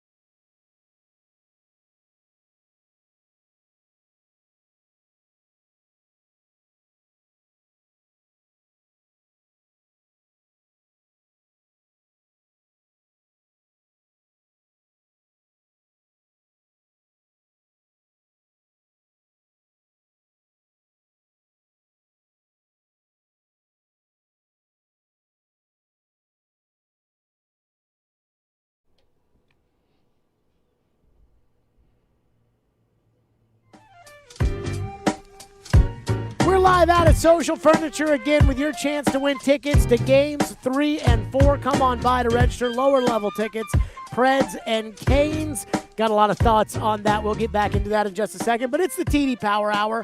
And again, Turron Davenport is with us, presented by Freedom Tire Guys, Nashville's premier mobile tire company, online at freedomtireguys.com. Just a reminder, ESPN 94.9 is the home for Nashville Sounds baseball. Tonight, the Sounds take on the Gwinnett Stripers, the AAA affiliate of the Atlanta Braves, at First Horizon Park.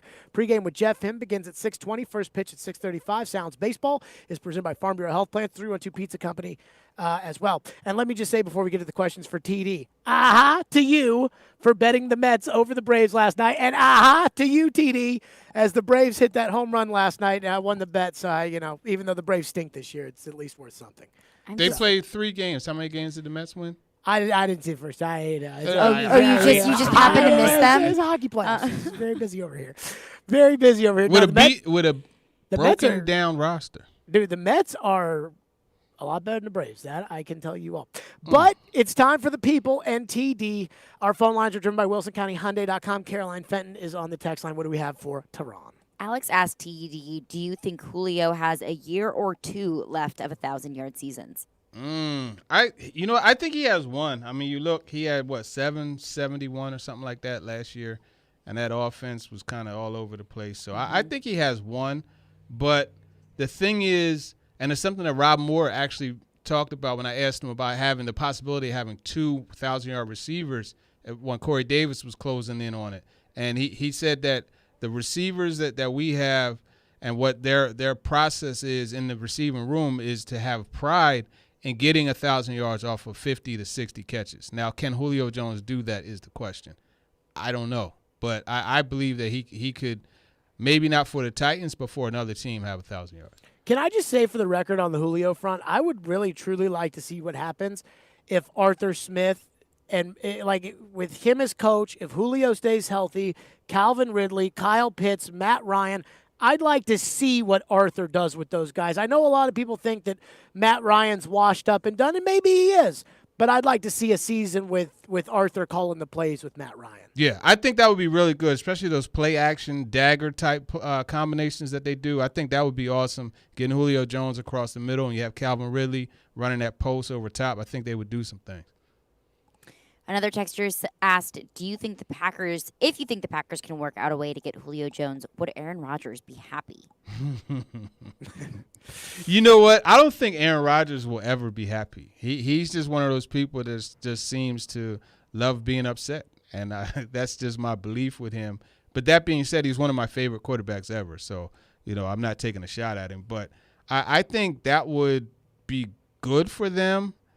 Really, picking up Amari Rodgers is going to be even better for them because that's going to give, if Aaron Rodgers plays, a Randall Cobb type of player. Ironically, Rodgers, his dad, T. Martin, coached Randall Cobb when he was at Kentucky, and I think that's a similarity as far as the type of player and ways that they could use him. So I think that will be good enough, but I don't know with Aaron Rodgers, man. There's no telling. I think that those people like he and Michael Jordan and guys who take the slightest of slights so incredibly personal that it drives them as a competitor to be so unbelievable. I think that must be a miserable existence. I laugh because I just see the image of Michael Jordan holding the tablet, and he was like, and I took that personally. You know what I mean? You're so right. I mean, that entire thing was about, who's Michael Jordan mad at today? And when that George Karl thing came up, George Karl didn't say hi at the restaurant, so Michael dropped 45 on him, I'm like, okay. And you know what? Great. I think people hear that, and they're like, wow, that's competitive. That's that fire. And it is. And they're right. That is kind of cool. Brady, I think, has a lot of that, too. But imagine the whole day just stewing over the fact that George Karl didn't say hi to you in the restaurant the night before Game 1 of the finals. Or just imagine being completely disconnected with your family like Aaron Rodgers is. And it's just got to be a miserable existence. But then again, that's why those guys have $1 bajillion and I don't. So that probably has something to do with it. You probably can't show me a successful person that doesn't have jerk in them. It just is the way it is. I love Shark Tank. That's my favorite show. All of those guys up there and girls, they're jerks. But I love it. That's my favorite show, man. I love that show. Now, I think I got some jerk in me. I just don't think I have that kind of See, but I think there's a very, very fine line that Aaron Rodgers has to walk because, yeah, there's a little bit of jerk in him, but is he maybe have a little bit too much jerk to him? Yeah. It could be detrimental. Exactly. Sure. Yeah. Right. Donovan asked, where do you rank the Titans' offensive and defensive lines compared to the rest of the league? Good question. I think the defensive line, are you ready for this? I think it's top 10. Wow. I really do. And for me, I am much higher on Jeffrey Simmons than a lot of other people are. I think he's a top-level interior defensive lineman. But then I just look at when you put Danico Autry into that mix, then you loop in a Bud Dupree and a Harold Landry. I think they are top 10. And they may not be top 10 in sack numbers, but I think they're top 10 just as far as efficiency and effectiveness, being able to play the run as well as the pass. That's my opinion of them. I just want them to be able to rotate guys in and out this year. We talked a lot about that during the draft when Ronnie Perkins just sat there on the board for forever. And I wonder, because I hear a lot of the talk about Naquan Jones, and you brought him up, and Tier Tart and Laurel Murchison. Yep, big Murch. And I wonder if almost they're better off kind of using Simmons and Autry together on first down and third down, but on second down rotating somebody else in, taking one of those guys off the field, so that when push comes to shove in the fourth quarter, they got Autry ready to go and they've got Simmons ready to go. Because I'm with you. I think those two guys can just be monsters this season, and monsters that really make each other better. Well, my thing is this. With Simmons, I don't think there was a problem with his snap counts, and he played a lot last year. I think you could keep doing that because Simmons, he's just different, man. And I love the motor that he plays with. I say it over and over again. I love big guys that run down screens, and that's why I love watching Fletcher Cox and Chris Jones and Jeffrey Simmons as well. Coincidentally, these guys are all from the same school, but I think that he has that motor and that engine to be able to play as much as you need him to. I don't think you have to rotate him out. Another texter texted in and asked, who do you think the Titans would restructure to make Julio happen? I think it starts with Tannehill. That would be the first one. And, hey, I mean, look, Derrick Henry, put your money where your mouth is, right? I mean, that would be the next person I would go to. I think those two would be the biggest ones, and you could probably free up the most money because those are two of the biggest deals on your roster, right? And just another thing, A.J. Brown, A.J., he says a lot on Twitter, but he said that he would give up number 11 if his idol came to the Titans. So when it comes to A.J. and giving up more to get his idol to the Titans, Julio Jones, I wonder if it's kind of I wouldn't advise A.J. to give up any money when it comes contract time in order to keep Julio. But I do wonder if that's one of those things. It's like, hey, A.J., if we're going to go out and make this trade for Julio Jones, it is ultimately going to affect you, and I do wonder how he would feel about that. You know what, though? I don't know that it will ultimately affect well, yeah, because 2023, you got 7.7 in dead. Yeah, I get what you're saying. I mean, I think the easier thing, too, here is they've got to decide. This is a big year for Taylor Lewan.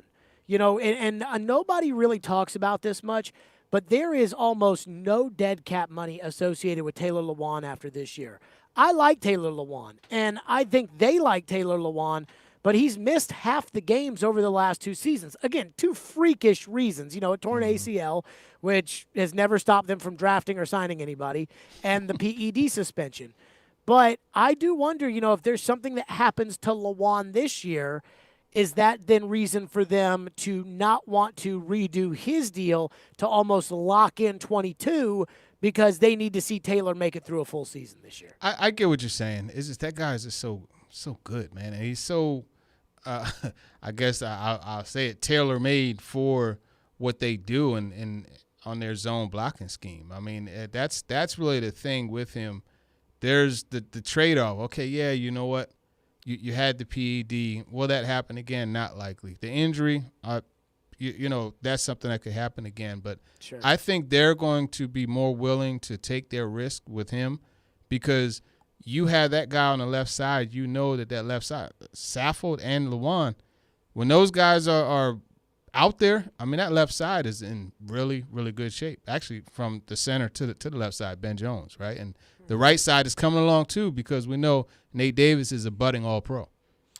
He is the best in the business. Turron Davenport, as always, joins us for the TD Power Hour. You know, during the hockey season, the playoff season, it's kind of like, you know, how much football do we put on now that the draft's over? I'm like, look, I got to have the TD Power Hour, especially after they lost 2 games.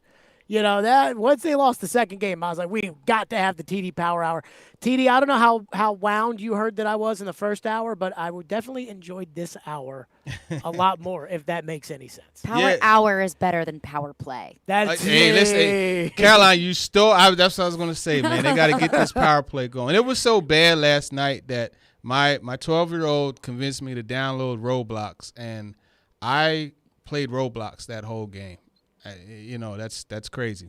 I didn't even know what Roblox was until I saw their stock company went public, and it was like, yo, this thing's going to blow up. And I was like, oh, okay, yeah. Yeah. I obviously did not get in on it, so that tells you how smart I am. TD is always presented by Freedom Tire Guys, Nationals' premier mobile tire company, online at freedomtireguys.com. TD, good to talk to you. We'll talk soon. All right, take care. Yep, and of course, be sure to download the Talking with TD podcast. You know, TD talks to all the best people, so you might as well just get the Talking with TD podcast. There is no off season for Talking with TD. That much we know. 615-737-1025 is our phone number. Coming up next, John Hines got a little testy last night. Mm-hmm. John Hines got a little worked up last night. What do we make of it? We will discuss next. And was John right or was John wrong? Plus, Crispy will join us in the next hour as well. We are live from Social Furniture, 5412 Charlotte Avenue, West Nashville. Come on out. You can enter to win the recliner that they're going to give away on Memorial Day weekend. You can enter to win Game 3 tickets. You can enter to win Game 4 tickets. And a reminder, their Memorial Day sale up to 70% off of retail, interest-free financing, no credit check, no money down. Come on out. We've already had a bunch of people come on out and say, hey, swing on by, put your name in there, get on with your day. That's right, Social Furniture. Stillman Company, we're delivered by TriStar Moving. It's ESPN 1025 The Game.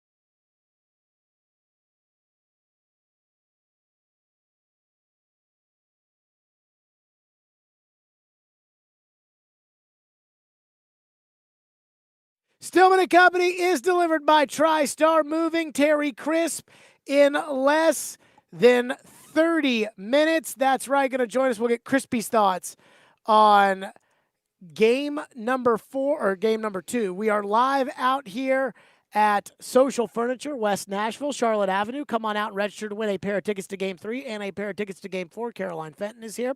So last night the Predators got beat. And we've heard a lot of positivity and a lot of positive talk about how they didn't play that bad last night, which I didn't know that was our bar for the playoffs, was whether or not they didn't play that bad or I didn't. I mean, I thought that we looked at the playoffs as a reason to win. You know, that there was winning or losing. It was binary, and that's how we approached it. But I guess not everybody felt that way. But last night's a little interesting in the postgame press conference. Now, I had a question for John Hines because I think this is the most important thing with last night's game and the entire series. Is last night the Predators outshot Carolina 32-31, but every shot the Predators have, I feel like Nedeljkovic is just staring at. He can glove it if he wants. Right to his chest. Right in the chest. Right. I mean, no difficult saves for Alex Nedeljkovic. I just don't see it.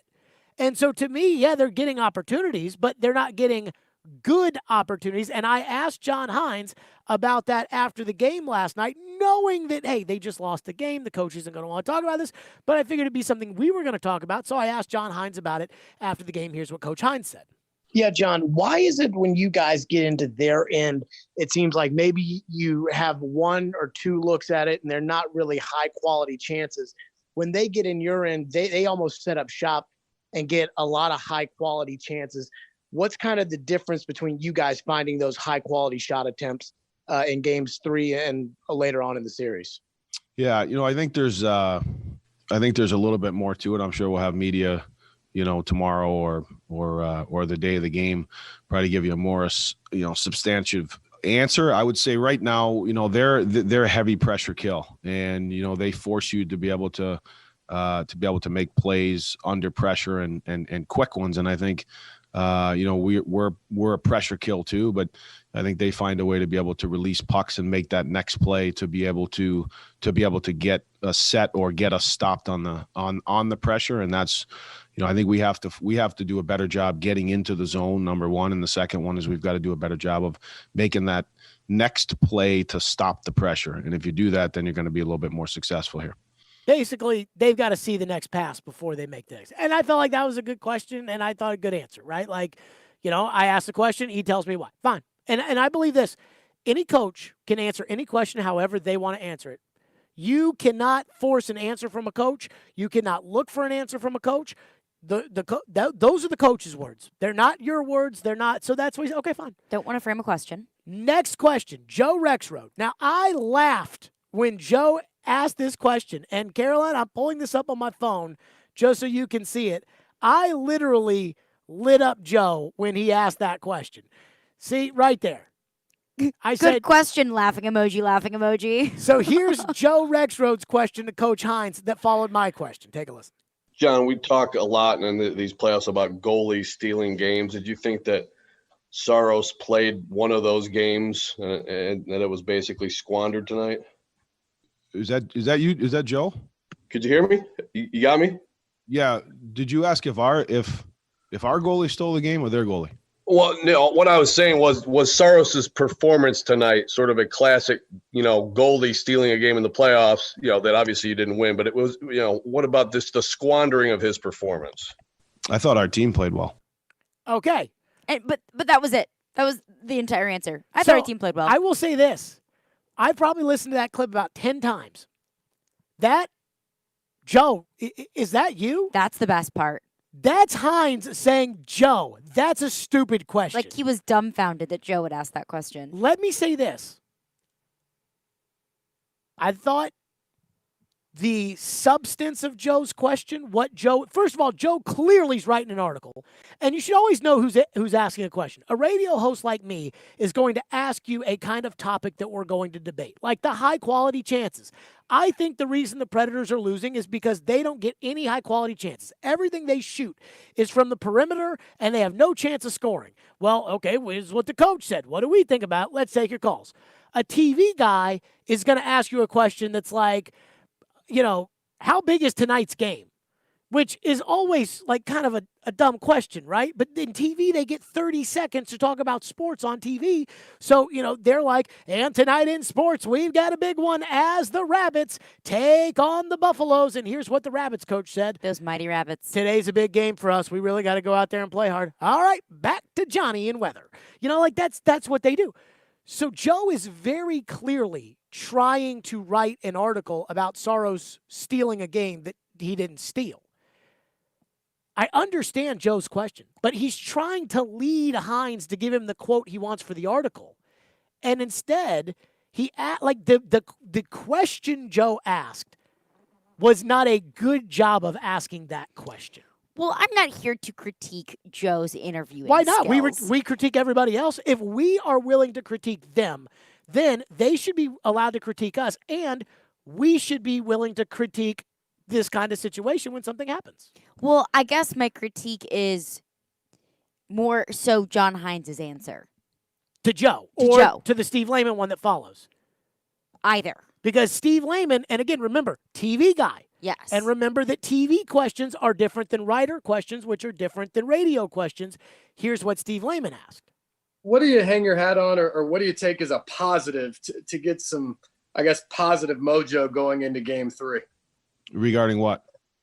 Just the way you're playing. How do you take a positive or have a positive mentality going into Game 3? I think the last two questions, like, did we watch the same game? I think when you look at the hockey game, we played a pretty good game. I thought their goaltender made some really good saves. We had good looks. I think you look at shot attempts, you look at shots, you look at offensive zone time, you look at how the game was played. We've got to do a better job on the power play. But I think the last two questions, I think there's a lot of good things to come in the game. We're in a series. We're a better team than we were in the first night. We obviously know the power play has got to be better. But I think there's a lot of positive going out of this game and then coming home. So you can tell Hines was clearly testy there. Do you have an issue with Steve's question or with Hines' response to it? I don't have an issue with the question because I think it's very valid. You're down 0-2 in a best-of-7 series. I mean, is this not like sports question 101 for, hey, you're down 2 in a series, you're going to get asked this question? Exactly. And it's, what are you going to take out of this? What are you going to do to keep momentum rolling forward? Because that's what everyone wants to know. Look, you got beat twice in a row on the road. What are you going to do to turn the series around? And I think that's something that we're wondering. I think that's something that fans are wondering. What is going to be different? And I do have an issue with the way that John Hines answered it because he said, did we watch the same game? I guess we didn't.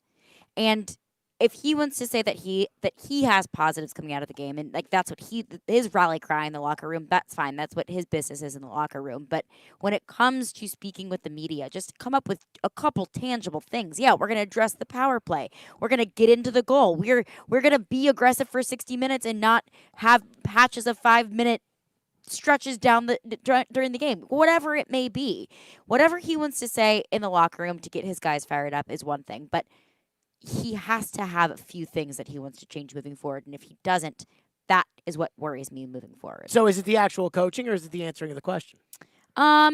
Because to me, those are two totally different things. I think it's the answering of the question. So my issue with his answer of the question, and I mean, honestly, I could care less. Like, my theory is this: a coach can say whatever they want to say, right? Because they're held responsible for their words. So, it's not, whatever. No one's going to remember that it was Steve Lehman that asked that question. And I don't expect him to be super excited and super pumped to talk to the media after a loss. Well, my theory on that, though, because a lot of people will say that, right? Like, what do you expect? Coach just lost a game, and coach just lost a game. You expect him to... Coach makes millions of dollars to do that. And guess what? If I made millions of dollars to do it, I would sit up here and answer every question after every radio show about everything you didn't like. I would sit up here today and say, yeah, Jared, in the 4 o'clock hour, you guys took a phone call from Robert in Nashville, and he said that they should fire Mike Malarkey, and he pronounced his last name Malarkin. What are your thoughts on that? Well, Steve, I think that's a pretty good question. It's interesting because... Gotta get out there, gotta execute. So I have no sympathy for a coach who loses a game and has to answer questions. Your job is to coach hockey. My best friend growing up is the chief resident at St. Thomas Hospital. Flex. He makes a mistake, somebody dies. I talk about the Titans and the Predators for a living. There is a very big difference between the two, and I am very cognizant of that. So when I hear this idea of like, a coach just lost, of course he's going to be mad. Guess what? He ain't the first coach that lost a game. And guess what? He's not going to be the last one. So, but I'm not mad about Hines and the way he answered the question. I mean, I get I just didn't think Steve's question was that bad. It wasn't. I just when Joe asked the question and he said that to Joe, I was like, okay, like Joe, come on now. The question asking was bad. Like the execution of the question was bad because he was trying to lead Hines into what he wanted him to answer about Saros stealing whatever. He could have just asked, John, how well do you think Saros played tonight? And that probably would have given him the quote that he wanted for the article. But I'm sure Joe will write that down for next time. That was a poor execution of a question from Joe. What's wrong with Steve Lehman's question? I mean, seriously, what? I mean, that is typical sports talk 101 kind of question. Coach, you're down 2-0. What do you guys hang your hat on that you can believe in to get back in this series? Guess what? I asked Ryan Johansson the same question.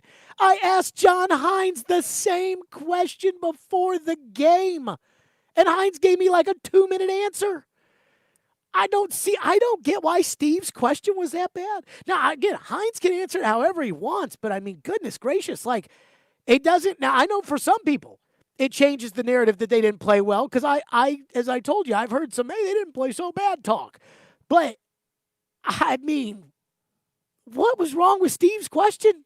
And I could totally see the way that he was planning to frame his sportscast. I don't want to put words in his mouth, but I could see the way that it was going. Look, Preds fans. Predators are coming back to Nashville. This is what they're going to change whenever they play Game 3, whenever they get back to Nashville. This is what you have to look forward to whenever they come back home. I see what he was doing, and that's a very valid question. So, I mean, again, you can answer anything however you'd like to do it. That, I mean, for me, you can do it however you like. I mean, what was wrong with Steve's question? That's the thing I keep wondering. Like, and now these aren't typical press conferences.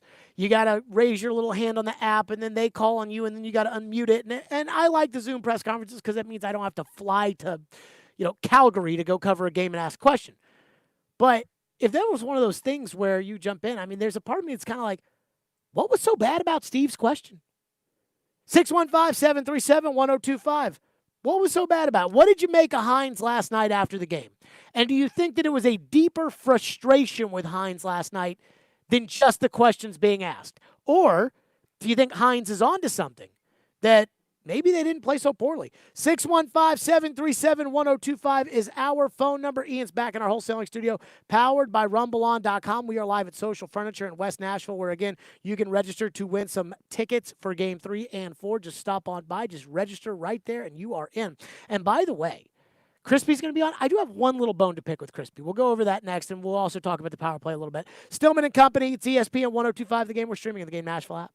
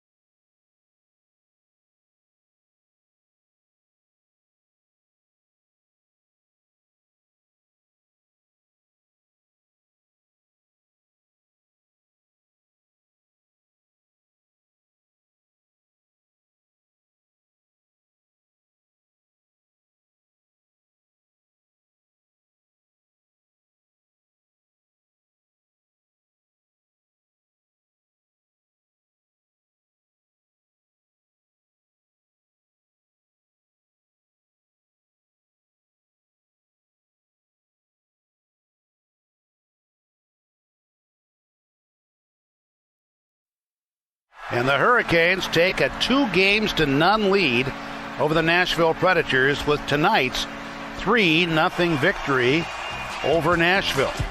There you go, Predators losers last night. Terry Crisp in less than 10 minutes. ESPN 94.9 is the official English radio home of Nashville SC. Listen in Sunday, Nashville SC, Austin FC at Nissan Stadium. Pregame coverage 7:45 in the match at 8 o'clock. I have a bone to pick with Terry Crisp. So we played the clips in the last segment. Joe Rexrode.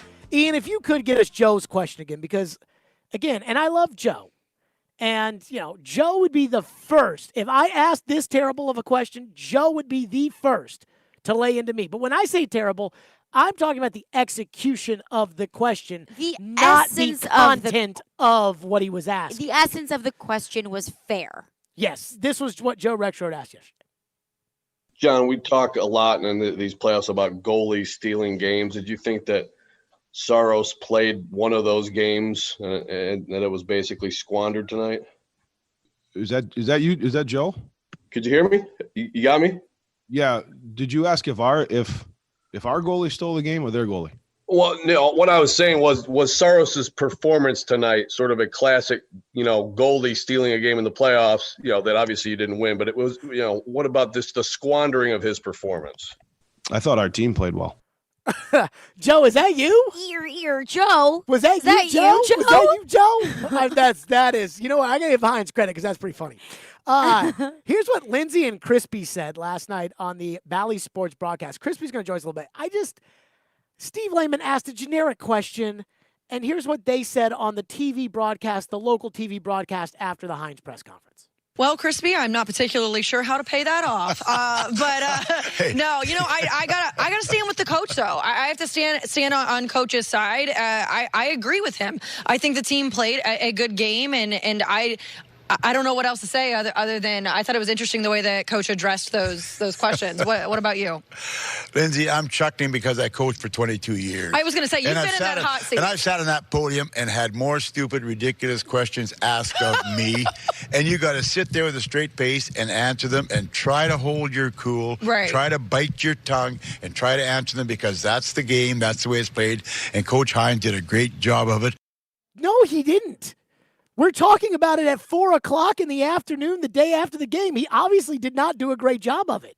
And then the second thing, again, and I will bring something crispy. What was so bad about Steve's question? Yeah, that's what I don't understand. I still can't get over that. Oh, I still can't. And again, like what are we gonna do to turn around momentum? That's fair. You're down 2 games in the playoffs. The idea that we should have sympathy for the coach after losing the game for answering questions when he makes millions of dollars to do so is not I am not going to lose any sleep at night over hurting a coach's feelings, period, but especially in a post-game press conference. I mean, I'm just not going to. Every time that I think about firing somebody, right, like saying like, oh, they should fire someone or whatever, I'm like, look, I make millions of bucks, so that comes with the territory. Let's go to your phone. 615-737-1025 phone line driven by WilsonCountyHyundai.com. Jaden is up next. We're live at Social Furniture in West Nashville with your chance to win Preds tickets. Go ahead, Jaden. So I'm not going to comment much on the press conference last night, except for saying that Joe's question was a little skeptical. But I just wanted to comment on last night's game. Just wanted to comment on last night's game more than anything. I thought the Preds played a good game overall. Obviously, 0 of 7 on the power play is not going to cut it in the Stanley Cup playoffs, not at the slightest. But, I mean, if the Preds will stop shooting from the blue line towards the net, they're going to be okay. They just need to improve their scoring chances. I mean, Nedeljkovic played a heck of a game last night. Jaden, this is where I disagree, and this is where I really want to get with Crispy on, and I appreciate your call. The idea of if they stop shooting from the blue line, they've been doing it for 4 years. They've been shooting from the blue line. That's their offense. And it used to work because they used to have Shea Weber and PK Subban, and for some reason Ryan Ellis was much better at it at one point. But like that's the offense, and they've tried to change it. They bring in Matt Duchene, and there's one guy, Tolvanen, who has a little extra in his game than that. But that's the shooting from the blue line on the power play has been the most frustrating aspect of their power play struggles for forever. And I still can't tip my cap to Nedeljkovic because I thought he made a lot of easy saves.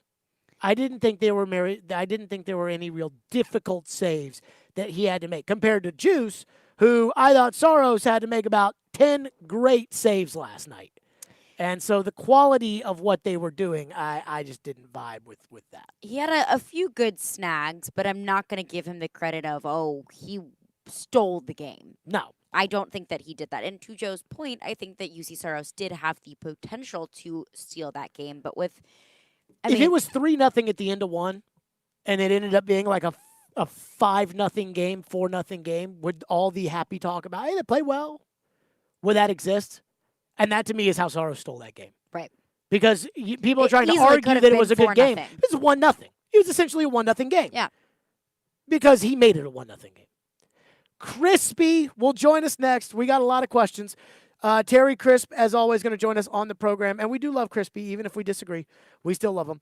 Go to theGameNashville.com to check out Nashville's best deals. This week, it's buy one, get one free tickets to Beach Bend Park and Splash Lagoon. Beach Bend Park is your ticket to summer fun. Double your fun and double your savings with BOGO admission. 2 parks, 2 tickets for the price of one. Get yours now at theGameNashville.com. Crispy next. Stillman Company. It's ESPN 102.5 The Game.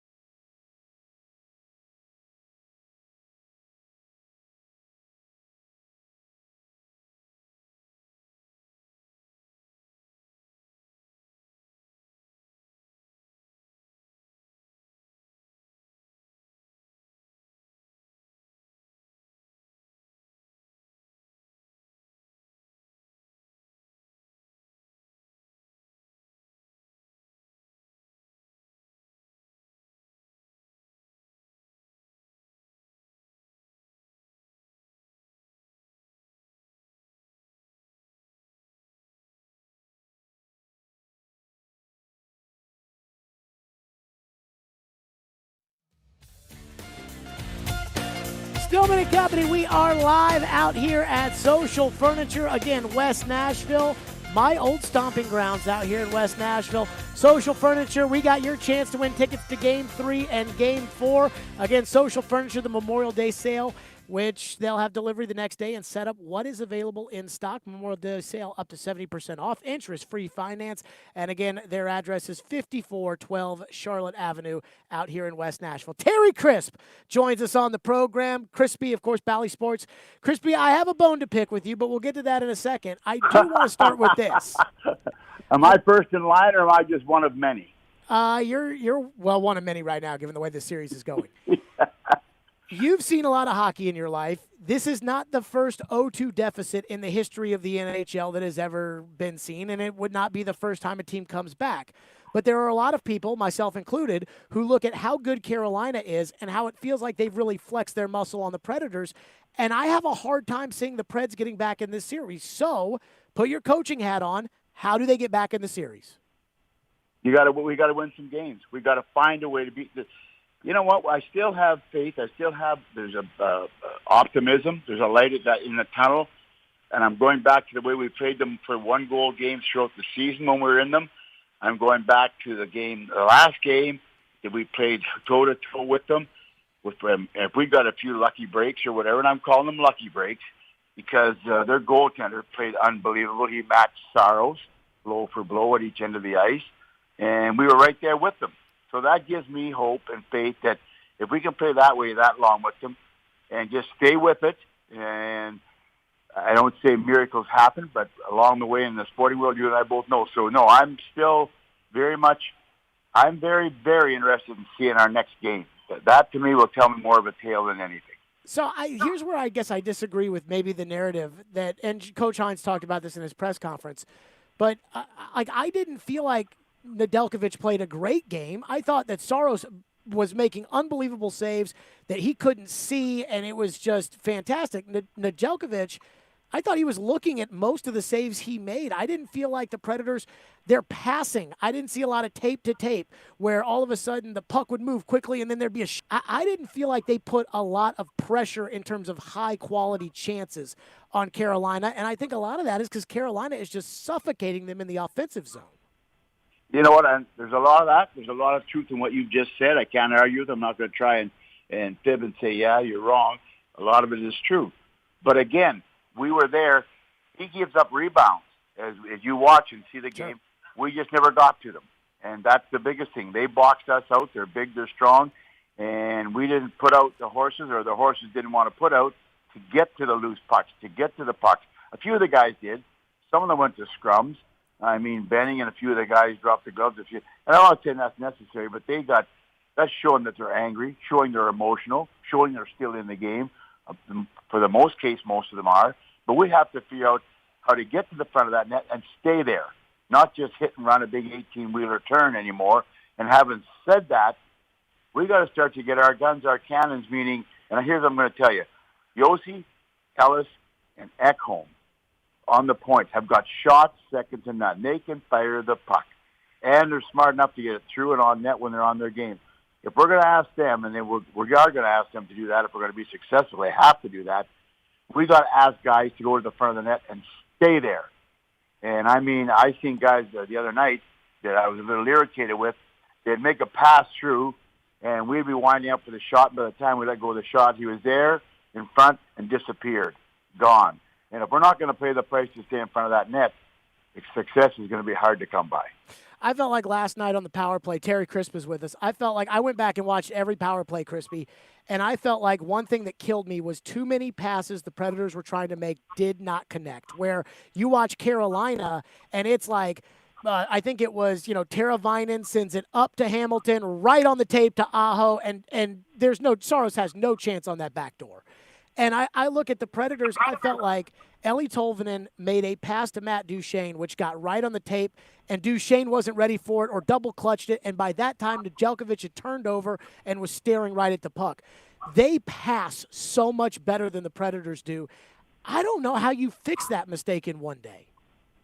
You know what? It should be a mistake you don't have to fix. You're playing NHL hockey. If you can't pass tape to tape now, you shouldn't be in the NHL. And if you can't snap a puck real quick, and do it. Hey, I go down our lineup. I know players that can do it. I've seen players that have done it. And there's no excuse, no rhyme or reason why they can't do it now unless it's their heads aren't in the right place. So you're right in the respect that you might get 2 good slick passes, bing, bing, against Carolina. And if you listen to the pregame last night, one of my things to know was that we got to get smarter at shooting it. If we make 2 passes and the lane is open for a split second, take it, because that lane's going to close, and you're not going to get the perfect shot. So we're looking for the perfect shot, the perfect play. It's not there. They're not giving it to you. So if that's the case, then we'll take what they give us. If they give us a half a second, we're going to take it. If they give us a shot from the sideboards, we're going to sling it towards them. If you're going to be cute in the corners, they're going to let you stay in the corner. If you're going to be cute up along the boards, they're going to leave you there. If you're going to be cute going back and forth up on the blue line with the puck, they're going to leave you there. But if we get one quick pass and then Yossi steps to the middle and gets right back on his stick, I guarantee you, if it's snap, Yossi will get that puck through on net before anybody can block it or before they can do something. So to me, it's just a matter of execution. And that's what you described is all execution in your mind to get it done. And to your point, Crispy, I went back and watched all the 7 power plays today. And after the second power play, it felt like the Predators had lost all confidence in their ability. And I think that then makes a team like Carolina, who already has a great penalty kill, it makes them say, well, then who cares if we rough a guy into the boards? Who cares if we hook a guy? Who cares if we trip a guy? Because we'll go right back on the penalty kill and we'll stop them. And it felt like when the Predators lost their confidence, they were too hesitant to make those passes. I saw a lot of guys trying to stick handle in between 2 guys, and every time they tried that, one guy poke check it, the next guy would take it, and all of a sudden Carolina on the penalty kill is off to the races, and I just don't think that's a track meet that the Predators want to play with them. Hey, Yossi saved our bacon so often. I mean, stats, you know me, I'm not a stat person. The biggest stat I know is what the big scoreboard reads when the game is over, to me. That's the biggest of them all. But that game, their penalty killing, I love it. When I was played, I was mostly a penalty killer. I watched the Russians be aggressive and taught some of their penalty killing. That's what Carolina is. Okay, they're good at it. They come over the boards with 4 guys saying, we can beat these 5. I want to hear my 5 guys come over the board and say, these guys aren't beating us. We're going to snap the puck around. We're going to move it. We're going to take as many shots as we can muster while we're out here. But if you're going to do it, you better have your mindset better be that Carolina, one of the best penalty killing teams in the league, we have to. And you're right. Too many guys decide they're going to be lone rangers. I'm going to put the team on my back and carry the puck from in. You're not going to do it against this team. Little 8, 10-foot passes, and you said tape to tape, give and go, get it back. When you get over their blue line, you should be a time clock in your head saying, when we get in over that blue line, we have maybe 10 to 11 seconds to set up, get one good shot before they have 5 guys back and go into their routine, their blockouts, their box that they set up. Okay, and every time we get over that blue line, let's put the clock on and say 1 pass, 2 pass, bingo, on net. And that's all for nothing if nobody goes to the net and nobody screens the goalie or gets loose pucks or is tapping in rebounds. Terry Crisp is our guest. All right, Crispy, my bone I have to pick with you. And that is, last night, I asked a question. John Hines, a good answer in response. Joe Rexroad asked a question that I thought, honestly, was poorly executed on Joe's question-asking front. Then Steve Lehman asked a question, and Coach Hines said, hey, guys, did we watch the same game? I thought we played well. You guys on TV said that you guys were talking about the questions. Crispy, I got to ask, were the questions really that bad yesterday in the press conference? I didn't think they were that bad. You know what? I don't say they're that bad because I was a coach for 22 years, and I sat in that podium where every coach has been, and I have been asked inane questions. I have been asked super great questions. I have been asked in-depth questions. I have been asked the same question 4 times over that we tried to do. And you know what? There's certain areas, and as a coach, you're up there and you're not happy and you're just boiling. And the one that I love to hear is Tortorella, because he says that. But most coaches take the highway and they say, okay, I got to go back in that dressing room and talk to my players and that. This is not the podium I want to use. Not that we want to shy away from it, but we don't have the privilege of putting it out there on the podium like we'd like to. Sure. but but still trying to be honest with you guys. And there does come a time when you get upset up there. And I know you guys have to ask them. And I know they're legit questions you're asking. They are. But again, sometimes it just tweaks you when you're up there. And you just want to scream the answer. But you have to bite your tongue and you say whatever, like Coach Hines said. But by and large, I got to tell you, in my estimation, Coach Hines in those scrums is one of the best I've seen at handling it. No, I mean, I'll say this. I mean, if you were to compare Laviolette and Hines in terms of post-game press conferences, I mean, I'm not sure Peter would have had a post-game press conference yesterday. And you know me, Crispy, I love Peter. My issue with the whole thing was the Steve Lehman question, Crispy. This is what Steve Lehman asked. I just don't think that this is that weird of a question. Here's what Steve Lehman asked. What do you hang your hat on, or what do you take as a positive to get some, I guess, positive mojo going into Game 3? Regarding what? Just the way you're playing. How do you take a positive or have a positive mentality going into Game 3? I like. Is that a bad question? That's just a regular question, right? Yeah, I don't see it out of the ordinary. I mean, it's one that would ask. A reporter would be saying, "Okay, I looked at this game tonight, and you as a head coach and your staff, what will you do to get your guys going? What will you say? Or will you, like I said, there's questions, but it just, you know what it is? I'm be honest. It's just the way it tweaks you. And when it tweaks you the wrong way, you just snap. And I've heard you snap at callers too. Oh, sure. No, for sure.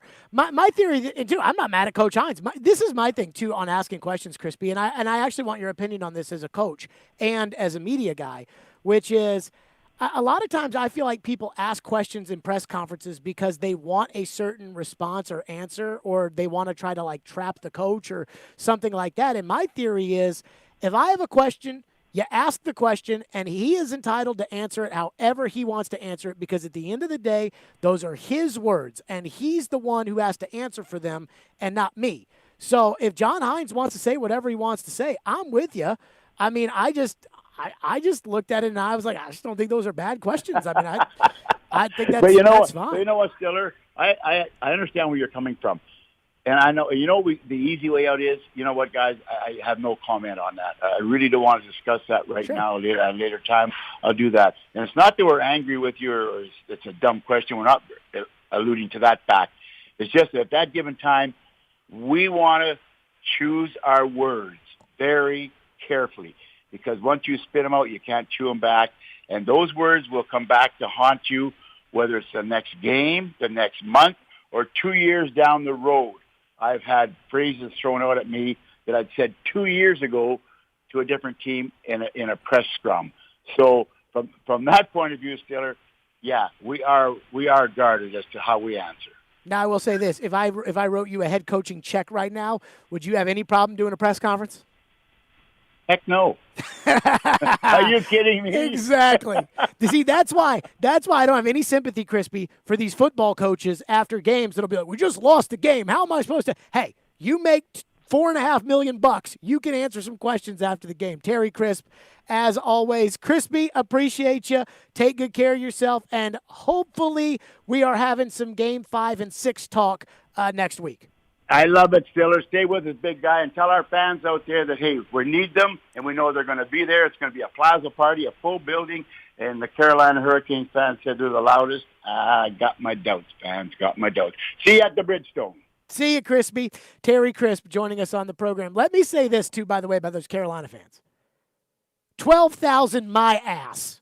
I mean, come on. It was way more. That was place like, was rowdy. That was 15,000, 16,000. 12,000. Get out of here. That was ridiculous. The Predators will have 12,000. I mean, I don't think the Predators are cheating. And I'm not saying Carolina's cheating, but I'm also not saying they're telling the truth. So maybe I am saying they're cheating. Who not knows? calling him a truther? No, isn't a truther like the opposite of it? No. Like, so if you're like a 9/11 liar is truther, someone who you're lies. one of those people. No, but like if you're like one of those 9/11 truthers, like those. Like a conspiracy theorist? Yeah, those like crazy people that don't think it exists, then you're like, that means that you believe 9/11 didn't happen. Well, no, I'm just saying, like, if the like opposite of a liar is a truther. It's just saying the truth. I don't over know if your that's over I, your I, head. That makes sense to me, but I don't think that's how that's used. 615-737-1025 is our phone number. We'll react to what Crispy had to say. 615-737-1025. Plus, we got to get some headlines with Caroline as well. Stillman Company, we are live at Social Furniture, again, out here in West Nashville. Again, interest-free finance, no credit check, no money down, and again, enter to win those tickets for games 3 and 4. You heard Crispy how important that's going to be. 5412 Charlotte Avenue out here in West Nashville. Stillman Company is delivered by TriStar Moving. It's ESPN 1025 The Game.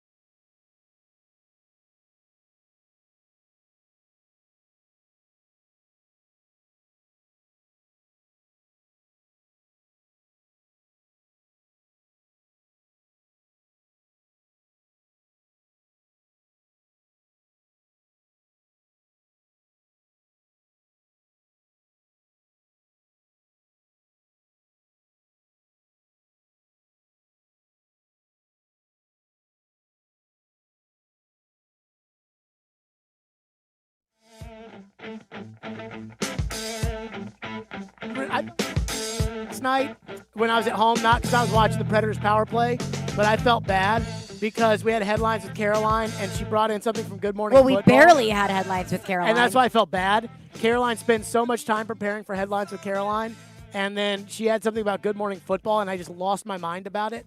No. You didn't lose your mind about what I had to say about Good Morning Football. You just lost your mind about Good Morning Football itself. It's the worst sports show on television. Well, I take that back. It's the worst sports show on television that I have seen. I have never watched First Things First on Fox Sports 1, but I've heard that it's pretty terrible. Like the Nick, he's always on Cowherd's show all the time. Oh. I don't know. Nick Yeah, Wright? Nick Wright. That's it. He used to be with Chris Carter, and I kind of liked Chris Carter, but then Chris Carter, whatever, went up. Anywho. Hey, Smashville, the game Nashville and Dos Equis is bringing the party to you. Text the word GOLDEN to 615-737-1025 to qualify for the ultimate in-home watch party. And did I mention one lucky fan is getting tickets to a playoff game at Bridgestone Arena? Get a dose, Smashville. Must be 21 or older to enter and win. Enjoy Dos Equis responsibly. It is time for headlines with Caroline.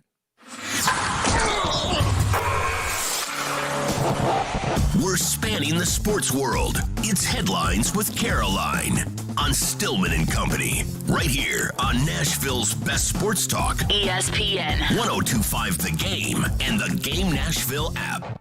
So there was a little bit of a contract signing today in the NFL. Tim Tebow signed his contract with the Jags today. One of the texters wanted to make sure that you knew that because he didn't know if you knew. He wanted me to make sure that I told you. So Damian Woody made a comment about it today on NFL Live. Unless you have a bone to pick with NFL Live, I said it was a good show yesterday. Okay, all right, then we'll continue with NFL Live. Damian Woody said we're talking about a guy who hasn't played the NFL in 8 years at a different position. You're going against grown men with their hands in the dirt, and you think he's going to have a big impact? Come on. And all of this talk about Tim Tebow, and obviously so, but do we really think he's even going to make the team? Or do you think he's going to play? I do not think he will make the team. I think this is a really bad idea on the part of Urban Meyer. And again, I know people like Urban Meyer and people like Tim Tebow and people and I get it. But my bigger beef here is that it brings a situation to Jacksonville that they probably don't need. I mean, I'll say this, as a Titan fan, the Jaguars signing of Tim Tebow is great news. And it's not the actual signing of him to play tight end, because I don't even think he's going to make the roster. I think it is kind of what that signing represents, which is that Urban Meyer thinks he's going to go down to Jacksonville and reinvent the wheel. It didn't work for Nick Saban. It didn't work for Lou Holtz. It didn't work for Steve Spurrier. It didn't work. It doesn't work. I mean, I'm sorry. It doesn't work for these college guys that think they're going to go down there and do things their way. And Urban thinks he's going to do it. So as a Titan fan, you should be glad that they signed Tim Tebow. But, man, I think this is just so stupid. And it's just so – I mean, like, you have Trevor Lawrence. You have the potential to have a decent team. And you're bringing the circus act to town. And, I mean, that and the combination of Travis Etienne taking reps at wide receiver. And I said yesterday, I really don't think it's that big of a deal right now because it's not. It's May. He's not. We don't know if Travis Etienne is going to go out there as a wide receiver. But it's what it represents. What it represents in addition to the Tim Tebow signing. And Paul Feinbaum came on the midday show today and said, Tim Tebow and Urban Meyer have this relationship that's kind of like father and son, but they just love being around each other that so much. So there are a lot of people that I like being around. I'm not going to put them on my team. I just think it feels so gimmicky and it feels so unauthentic. And if Tim Tebow makes the team and he becomes one of, when he becomes Trevor Lawrence's lead target, then I would be more than happy to swallow my words. I just think that the likelihood of that happening is very low. This is the NFL. There is no room for father-son relationship in the NFL. I mean, the second you start doing that, everybody else gets better player. Look, doesn't do it for me. What's next? So, would you mind if I shared my Good Morning Football note from yesterday since I didn't get a chance to? Please, the floor is yours. Okay. Maybe cut his mic just for now. So, 3 analysts on Good Morning Football chose one quarterback that's getting overlooked in 2020, and Peter Schrager said Matt Ryan. They said, well, he's got good cleats. Does he have good cleats? That's why. He said consensus Alvin Kamara was the best cleats in the NFL. That is true. I would like to think so. Matt Ryan probably has boring cleats. He doesn't look like a fun cleat guy. But regardless, Peter Schrager said Matt Ryan. They said he's kind of going to reignite this offense with Arthur Smith and the addition of Kyle Pitts. And they may not even have money to pay Kyle Pitts, but that's a completely different story. Jane Slater said Ryan Tannehill. She mentioned how he never gets the spotlight. He deserves the spotlight with an 18-8 record since 2019 and the highest passing rater in the league since he got his start. Sean O'Hara said Carson Wentz deserves a lot more hype going into the 2021 season. He mentions that he threw for 27 touchdowns with very few targets. He only had Zach Ertz and Dallas Goedert, had essentially no wide receivers when he was in Philadelphia. But are we getting way, way, way too excited about Carson Wentz to the Colts? I just think it's getting hyped up for no reason. It has no substance to it. It's just the idea of what Carson Wentz used to be and the idea of what he could become in Indianapolis. So it's a true story that the Indianapolis Colts made the trade for Carson Wentz on the same day that I met Caroline. And I literally was working out Joe Rex Road, and they loved because I was like all drenched in sweat when I was celebrating on a video the signing of Carson Wentz. And I was so excited. Do you remember how excited I was when we Zoomed and you were... That was the first thing we mentioned. And I'm sitting there wearing a hoodie, and I'm like sweating. I was like, I couldn't care less. I was like, Carson Wentz. The reason I love the Carson Wentz signing or trade is that it allows Indianapolis to have a quarterback who I know is not going to light the world on fire. I mean, with Indianapolis, there's a fear that they draft the next guy. They would have had the tools to jump up ahead of New England and take Mac Jones. Now, I don't know if Mac's the guy or not, but you never know at this stage if those guys are the guy.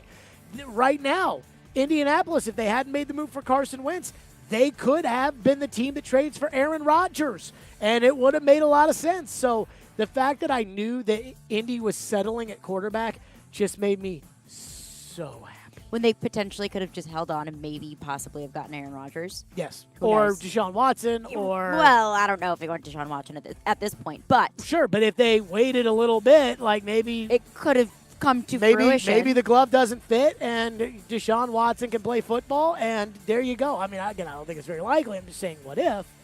But, I know what Carson Wentz is. And I know that it's not that good. Right. And so I'm Jeff Darlington said, it fascinates me that we continue to talk about Carson Wentz as an MVP candidate. He's not on the level of Pat Mahomes, Aaron Rodgers, guys who had just recently come out as favorites for NFL MVP. They were talking on NFL Live about Carson Wentz potentially becoming an MVP candidate. And I think that is just shooting for the moon there. At least they weren't talking about his cleats. What's next?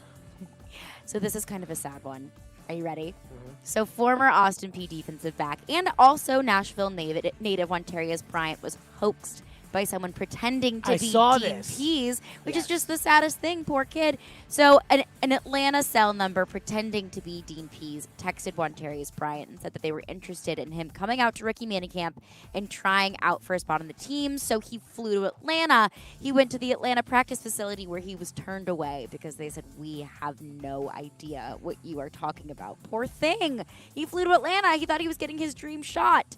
And he posted on Twitter, he said, I don't know or understand why this has happened to me, but I do know everything happens for a reason. So poor kid. So I will say this about Dean Pease. I love Dean Pease. Dean knows I love Dean Pease. I mean, I love Dean Pease. Somebody imitating Dean Pease, you have to have a miserable existence. I mean, come on. We talk about all the time about like Charles Barkley always brings this up when like some blogger says something about him, and he's like, you in your mama's basement in your underwear, and I. They might be. I mean, I usually don't associate people on the internet with that anymore because apparently you can make $1 billion Bitcoin mining or whatever. Not anymore. Cryptocurrency is kind of in a weird spot right now. Back in the day, you could have. Back in the day of 2012. Yeah. But anywho, I just think, man, just what a sad, sad existence if you're trying. Poor kid, though. Poor kid. He thought he was getting his shot. Hopefully he does get a shot. And I'm hoping this doesn't become a thing where people just pretend to be coaches and there has to be this whole screening process. It's just sad. Well, wasn't there a story a couple of years ago where some kid, committed to UCLA? And UCLA was like, we didn't offer him a scholarship. Yes. And he had, told everyone that he was, getting offers from, Alabama and Texas and USC and UCLA and Notre Dame. And he ended up, had a press conference to say he was going to UCLA. And it's like... we don't know who you are. Yeah. Those are headlines with Caroline. Coming up next, 3 up, 3 down. 3 things we liked from last night's Preds loss. 3 things we did not like from last night's Preds loss. We will get right into that next. We, again, are live for 1 more hour out here at Social Furniture. That's right, out in West Nashville. Stop on by and register to win those tickets. Again, that's Social Furniture, where we are today at 5412 Charlotte Avenue out here in West Nashville. Stillman Company is delivered by TriStar Moving. It's ESPN 102.5 The Game.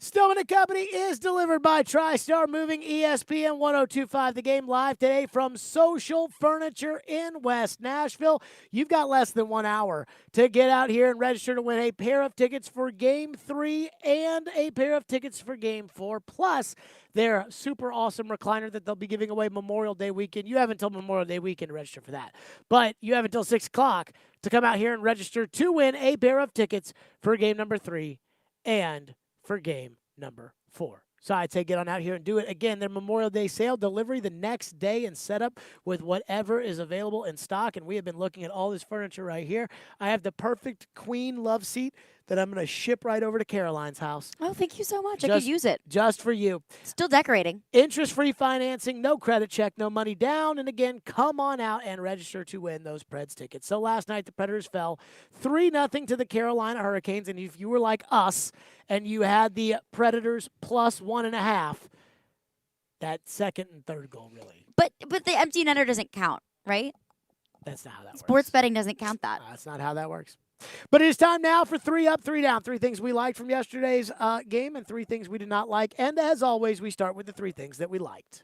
Number 1. UC Saros. I don't know how there could be anything other than UC Saros as the number 1 thing that I liked in this game. And the reason being is where I have a hard time, and I even told Crispy this when he was on the show last hour, was I struggle with the idea of, hey, we played well. We thought that we could have won. We felt like, and I struggle with that because it very easily could have been 3-0 or 4-0 after the first period. And if that's the case, nobody is ever going to argue with, hey, we played well.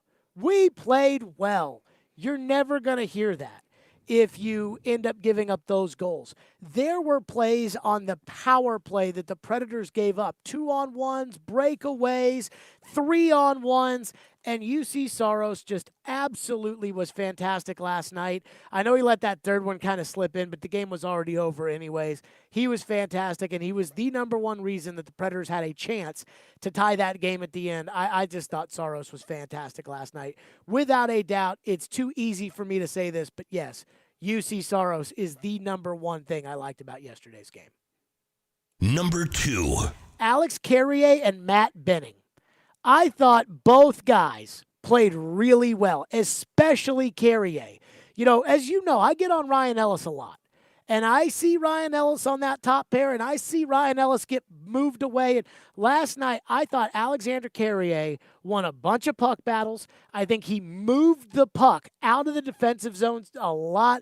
I don't think at any point I felt like he was doing too much or was overexposed or anything like that. I thought Roman Josi had a great game, which we knew Roman Josi was probably going to bounce back after that poor performance in Game 2. I thought Carrier was fantastic. I thought Benning was fantastic. I mean, to be honest with you, and I never really liked Benning this season. They acquired him to be on the third pair, and I figured, well, as long as he's better than Matt Irwin and Yannick Weber, I won't be too concerned. Early on, he and Jared Tenorti played together on that third pair, and they really struggled. And I didn't think Benning was much of anything. I thought Benning had a good game last night. Good Branson, not so much. Benning, I thought Benning played a good game last night. They need those defensemen. I mean, really, they need their top 4 guys, Josi, Ellis, Ekholm, and Carrier. They need to put Fabro back in there, and they need Fabro to start playing like they used to believe in Fabro. But I thought Benning and Carrier last night were a bright spot, and so I put them as the second thing that I liked. Number 3. They pushed back after a really rough first period. And I went back and watched it because I looked at the stats from the first period. And these are unofficial stats, but I looked at the stats from the first period. And Carolina out-hit the Predators 20-16. Carolina had more shot attempts, 18-17. They were tied at shots with 10. And then I realized the reason that is because I felt like Carolina absolutely dominated the first period last night. I thought Carolina very easily could have made it a 3 or 4-0 game after one period. If not for UC Saros. If not for Saros. It could have been way worse after the first period. Well, what I figured, though, was Carolina took 4 penalties. So think about this. Carolina was in the box for roughly 8 minutes of the first period, like 7 or maybe I think like 6:54 of the first period. They were in the box, and they still had more shot attempts than the Predators. That was a rough first period. I thought we were in for a really, really bad game last night. I mean, I thought we were in for a 5-1, and the only reason it's 5-1 is because they give mercy to you in the third period kind of game. But, yeah, I like the pushback after a very rough first period. I thought the Predators did push back a little bit. They couldn't establish anything in the offensive zone. They didn't get a lot of high-quality chances. They didn't really do any of the things that you need to do to be successful. But I did think they pushed back, so I liked that. That was the third thing that I liked. Now, the bad thing. The three things we didn't like. Could you have come up with more than 3? Yes. Me too. Number 1. I'm going to let everybody take a guess what the number one thing I didn't like about yesterday's game was. Ian, we start with you. Power play? The power play is number 1. That power play sucks. And there's so many things I could say about the power play, and it wouldn't do it justice to voice my frustrations about the fact that it seems like this is an issue that we have had for a long, long, long time. Caroline, you've known me now for about 3 months, and you know there's about 5 or 6 things I care about. There's one thing that I just always seem to bring every story back to. You know what it is. And I will say this, the Predators' power play problems outdate that. That's how long this has been an issue for. 2019, the power play was a mess. They traded for Brian Boyle. They traded for Wayne Simmons. They traded for Mikael Granlund, all to fix the power play. It didn't work. They brought in Dan Lambert to come in and be the power play coach. It didn't work. They paid all this money to Matt Duchene. It didn't work. And they've tried everything, and they fired Peter Laviolette. And unless Ellie Tolvanen turns into the Ellie Tolvanen he was pre-injury, they have absolutely no weapons on the power play. I went through every power play today and literally took notes. For example, on the first power play, Trocheck's roughing penalty. Johansson tries to go in between 2 guys, and he doesn't even get it close to the net. Carolina clears. Tolvanen with space drags to Mikael Granlund, but Granlund wasn't ready for the pass. What's he doing? Just drives me insane. Then all of a sudden, Duchene to Ellis, he waits for a one-timer, and when you wait for a one-timer, the goalie's going to see it every time. Glove save. The power play was a mess. The best thing I can say about the power play was Ellie Tolvanen had some lightning quick passes, and then Matt Duchene double-clutched. And I just don't know if I should be mad about the power play last night, or if I should be mad about the power play right now, or if I should have all of my anger from 2019 and 2020 and 2021 now all wrapped into one little thing, knotted up in a bow with all these $8 million contracts I can't get rid of, but it's driving me insane. I mean, and I think last night, too, and I think this entire playoff series has just been the cherry on top. And Roman Josi said last night in his post-game interview, like, yeah, the power play has been a problem for a couple years. What? It's been a problem for a few years, and you're saying, oh, we need to be better, we need to play better, we need to have a better power play. It has transcended coaches. Yes. And that's a problem. That is a problem that it continues to be a problem for so long, and it has gotten in the way of playoff series and advancing in the playoffs and winning a Stanley Cup. Why is it still a problem? But I understand that the Predators have continued to try and fix it, getting a new coach, signing guys who can play on the power play, but the fact that it's still an issue just doesn't sit right with me. Oh, it drives me insane. That takes us to the second thing. Number 2. All the positive talk after the game last night. Give me a break. The guys, do we watch the same game? Apparently, we didn't watch the same game, Coach, because all this positive talk, I don't know where it's coming from. Now, I said that making the playoffs was good. I thought that was a good thing. Even though I voted to sell at the trade deadline. It's nice to make the playoffs. But I feel like the Predators keep trying to sell me this false hope about thinking they can beat the Carolina Hurricanes. So then I spend all day talking about how they can beat the Carolina Hurricanes, and then they go out there and they clearly can't beat the Carolina Hurricanes, or at least they couldn't last night. And then I'm sitting here being told about how good the 5-on-5 was last night. Give me a freaking break. They dominated you in the first period.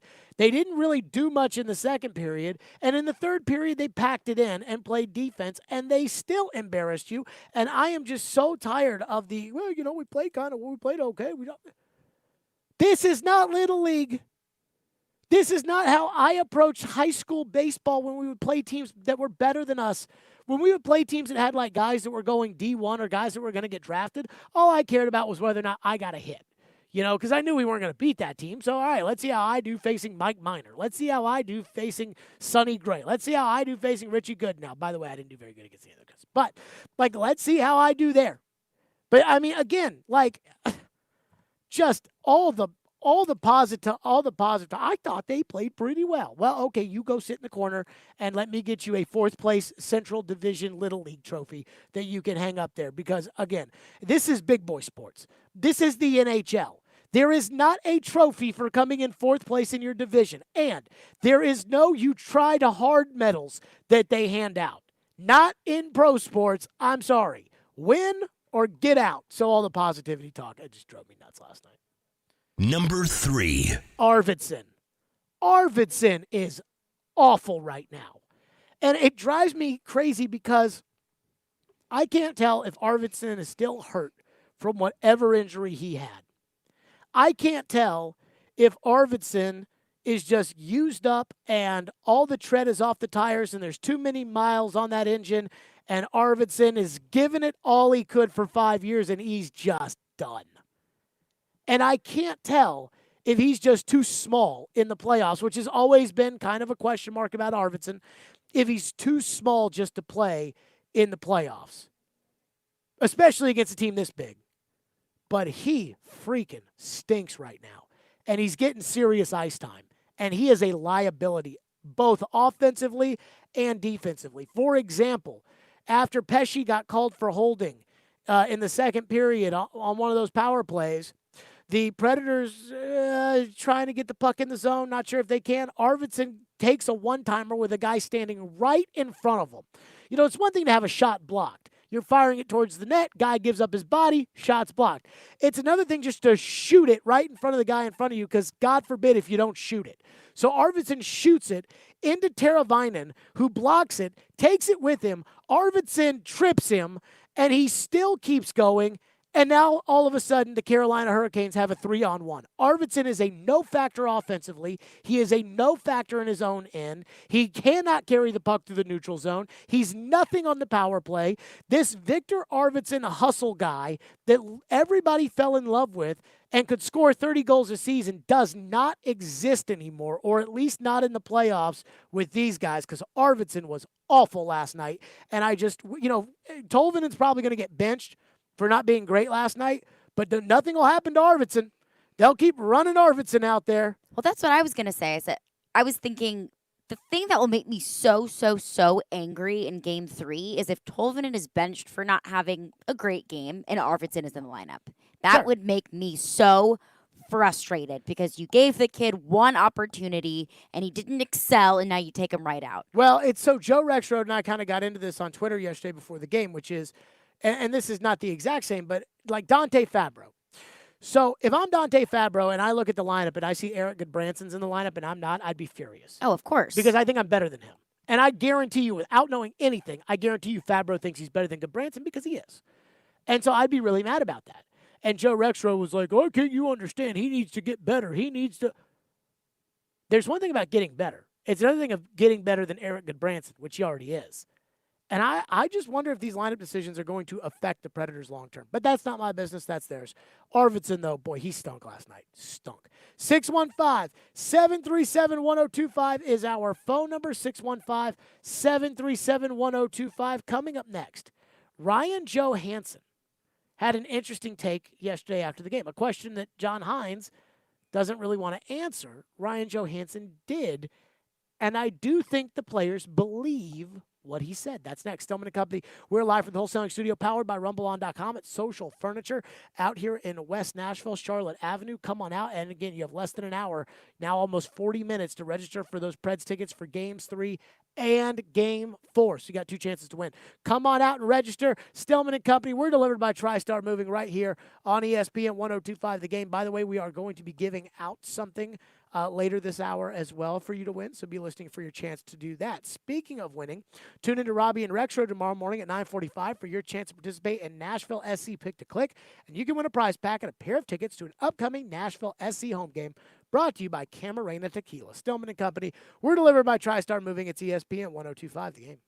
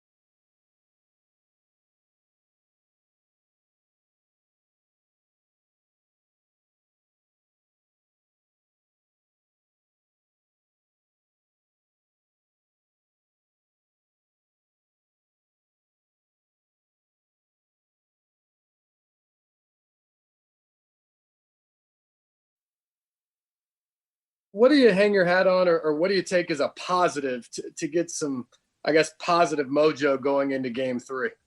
Regarding what? Just the way you're playing. How do you take a positive or have a positive mentality going into Game 3?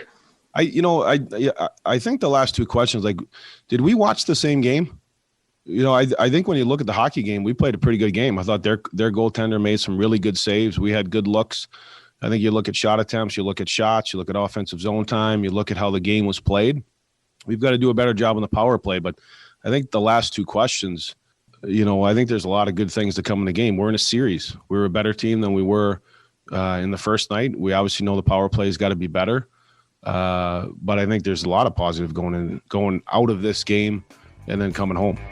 That was John Hines, who said there was a lot of positive, but he didn't really tell us what the positive was or what the belief was. The 5-on-5 was better. But he didn't really tell us that. I mean, again, he kind of told us that, but he didn't really tell us that. But it's funny because I asked Ryan Johansson a very similar question, which is, the Carolina Hurricanes have spanked the Nashville Predators on the rear end twice. Fair? Yes. Okay.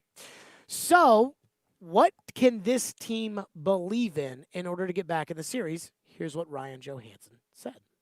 Ryan, after being down 0-2, what's the discussion in the locker room that leads you guys to believe that you can turn this around and win 4 out of the next 5? We haven't talked at all since just the end of this game here, but I know on the back of my head, I'm excited to just get back to Bridgestone, get in front of our fans, most fans we've had in over a year, and I'm just looking forward to that. And we know what our crowd can do to our club and the energy it can bring to us. So just excited to get home and play in front of our fans. Do you buy that they are banking on the fans? Because I do. Like, I know this is crazy. I don't necessarily believe in the home ice advantage as much as everybody else. I think Robbie Stanley told me or said on the air the other day, he was like, I think I've been covering hockey long enough to say, these guys are professionals. They don't get worked up on the crowd, and they don't this or they don't that. And Barry Melrose has come on the show for years and been a staunch proponent that he doesn't think much of home ice advantage. The 2017 run had me convinced home ice mattered. The 2018-2019 playoffs had me convinced it doesn't matter. Last year was in a bubble, so who knows? I'm not sure I believe that the fans are the biggest difference in the world, but I do kind of think that they think the fans are the biggest difference in the world. And after the crowd that they had in Carolina, maybe he is onto something. I do believe it for two reasons. One, because they lost pretty bad. And so what else is there? And well, don't tell them that, though. No. Two, they haven't had that many fans in Bridgestone in a very long time. So I think that maybe typically in a normal season, a home ice advantage may not play as big of a role as it does now, because having 12,000 fans in Bridgestone, having a packed house, that's old hat. We do that every weekend. We do that every Saturday night. But this is different. It's a playoff game in Bridgestone that's going to be as packed as it has been in a very, very long time, and it's in a playoff game that the Predators really shouldn't have even been in the first place at this point in February. Sure. So I do believe that they feel better about coming back on home ice than they would have maybe in a typical season. I just kind of feel like if they believe it, maybe that will give them, because I'm not sure this team believes they can beat the Carolina Hurricanes. But I also think if they really do truly believe that, then maybe the fans in Carolina did make that much of a difference. See, I don't think it's the fans in Carolina that made that big of a difference. I think it's the players on the Hurricanes that made that big of a difference. I'm telling you, like, I know when a team believes and when a team doesn't believe. And last night, I felt like I saw a team that didn't believe. And I'm not one to sit here and question pro athletes and their work ethics when it comes to an individual game about whether or not somebody plays hard. Like, Arvidsson's driving me insane right now, but I don't question whether or not Arvidsson plays hard or Arvidsson's a good teammate or anything like that. Arvidsson cares. Arvidsson works his butt off. I do think, though, I have a hard time. Like, I don't think this team, this is just me. I think they went into game one thinking they could beat the Hurricanes. And I think in the middle of last night or at the end of last night, I felt like I saw a club that was scared. I think they were scared. I do. I think they were scared on the ice last night. And I told you that I went back this morning and I watched all 7 power plays. And after the second failed power play, which was in the first period with 6:56 to go, Dougie Hamilton got called for interference. And after that, Eric Holla won the draw, but the Predators couldn't get it to anybody, so it floats on past the blue line, and they lose 20 seconds, and they have to tag up. Yossi and Forsberg try to stick handle around the corner. It leads to that 2-on-1 with Trocheck. Great save by Saros. Tolvanen had 2 quick passes. Duchesne, though, double clutches on the second one. They had no high danger looks, and everything was on the perimeter. And after that, I don't think they ever looked the same on those power plays the rest of the night. I do think that, and maybe you're right, maybe their crowd had something to do with it. I felt like the Predators played scared last night in the third period. And I don't know if it's the size of Carolina. I don't know if it's the relentlessness of Carolina. I don't know if it's the fact that right now Carolina feels like they can do anything. Roughing, interference, tripping, hooking. I mean, what's stopping them from doing those nothing, things? because the It's not like second the Predators go on the power play, it's back to more offensive situations for Carolina. And that's my point. So maybe the crowd is the thing that they can hang their hat on to say, hey, we know with our crowd at Bridgestone Arena, we know they're going to take it to the next level. We know that everything that, we're not going to say we're scared, but everything that we're scared about, we know that, hey, those fans will take care of it. I'm not saying that the fans will take care of it. I'm saying that I think they think the fans can take care of it, and that is a pretty strong weapon. Do you think they played scared, or do you think they were just gassed in the third period? Because Carolina had them running up and down the ice, and they got outskated consistently. If you listen to the they played hard crowd, you'll hear people say that the Predators wore Carolina down, and I just don't believe that. I don't believe that. I mean, I watched the game. What I saw in the game, I didn't see that. I think they played scared. I mean, I think there are some guys that didn't play scared. I think there's other guys that, like, I think Eric Holla wanted to be fake tough guy last night. I don't think he's playing scared. But I think, like, Arvidsson, I think he was playing scared last night. Tolvanen, I think after a little bit, he was playing scared. Now, they need him. They need Tolvanen on the power play. Those passes and that shot, they don't have anybody else who can do it. So I know that he's a liability right now, and he's got to figure it out. But I don't think he's going to figure it out sitting on the bench. So I don't know what they do there, but man, I do feel like they played a little scared. That's just me. 615-737-1025. I see your text in the text line. We will get to those coming up next. 615-737-1025. Your thoughts. Stillman and Company. We are delivered by TriStar Moving. Again, we are hanging out at Social Furniture. Again, if you need furniture, this is your place out here in West Nashville. Again, their Memorial Day sale that they will deliver the next day and set up whatever is available in stock. They will get it to you quickly and up to 70% off retail. That's right, 70% off. Interest-free financing, no credit check, no money down. And again, you can enter to win. You've got less than 30 minutes, but you can enter to win those Preds tickets for Game 3 and the pair for Game 4. Stillman and Company were delivered by TriStar Moving. It's ESPN 1025 The Game, and we'll be giving away something later on this hour as well. Stillman and Company, it's ESPN 1025 The Game.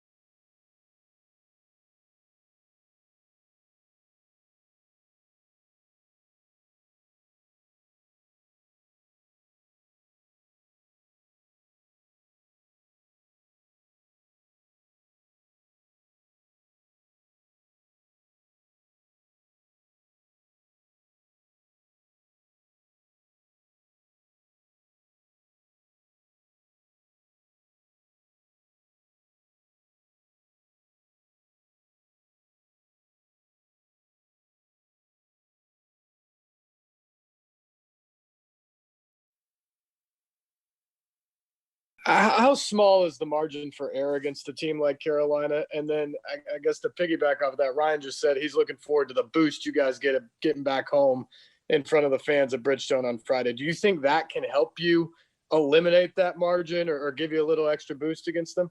Yeah, definitely. I mean, playing at Bridgestone in playoffs is always fun, and with the amount of fans we're going to have, it's definitely going to give us an extra boost. And it's playoff hockey. There's not a lot of margin in for error. Both teams are playing hard, and like I said, I thought we played a good game, 5-on-5 today. We had some good chances. I didn't think they had too many chances, and we just got to get our special teams going. And I thought 5-on-5 was good. That was Roman Yossi. Hey, I thought 5-on-5 was good. We just got to get our special teams going. I just think it's If I hear one thing about the dang 5-on-5 last night, I feel the other way, actually. You want to hear more about the 5-on-5? No, I feel like the idea of, hey, we just got to get the power play going. They haven't had the power play going since 2019. You do realize that if you were an infant when the Predators could not get the power play going in 2019, which is the end of the 2018-ish year, that if you were a baby then, you are speaking legitimate words at this point. And they still haven't fixed the power play. 2-year-old, do you know that's speaking legitimate words? Oh, dude, 2-year-olds speak all the time. Do 2-year-olds? Oh, yeah. Because my child development it's is really off. 3-year-olds. It's really, because that's how long it's been, right? Like the 2018-19 season, that's 1 year. Okay. 2020 is 2, and now this is 3. So it's really 3 years. So you got 3-year-olds that are like legitimately talking. Like, again, they're not. All right. They're not like dropping literature. I mean, but they're at not the writing same time- essays. No, but they can actually speak, and that is how bad this power play has been. And it's like they just brush it off. Like, yeah, hey, we got to fix the power play. Once we fix the power play, I feel like we certainly are. Like, what? Like, no. Like, no.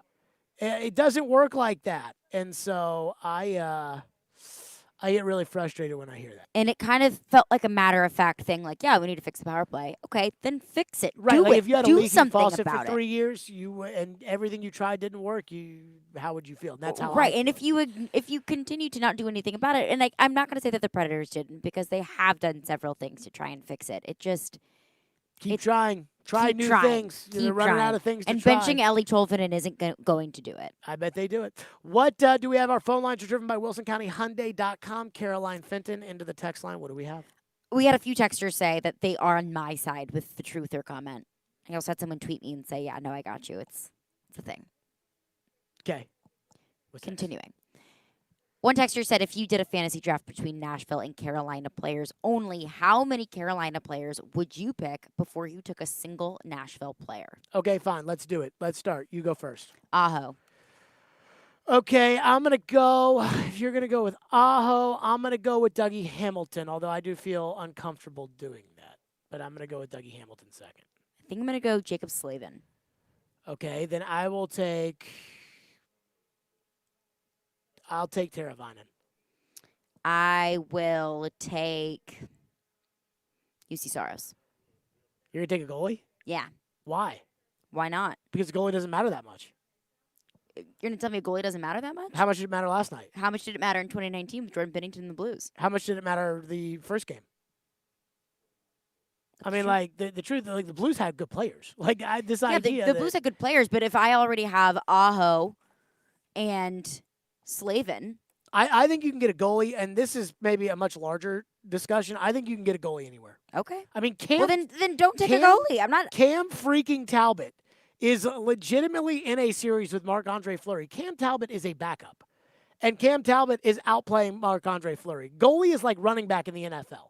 Like, if you've got a good one, you love it, and you're like, that's our guy. And then, but like, think about this.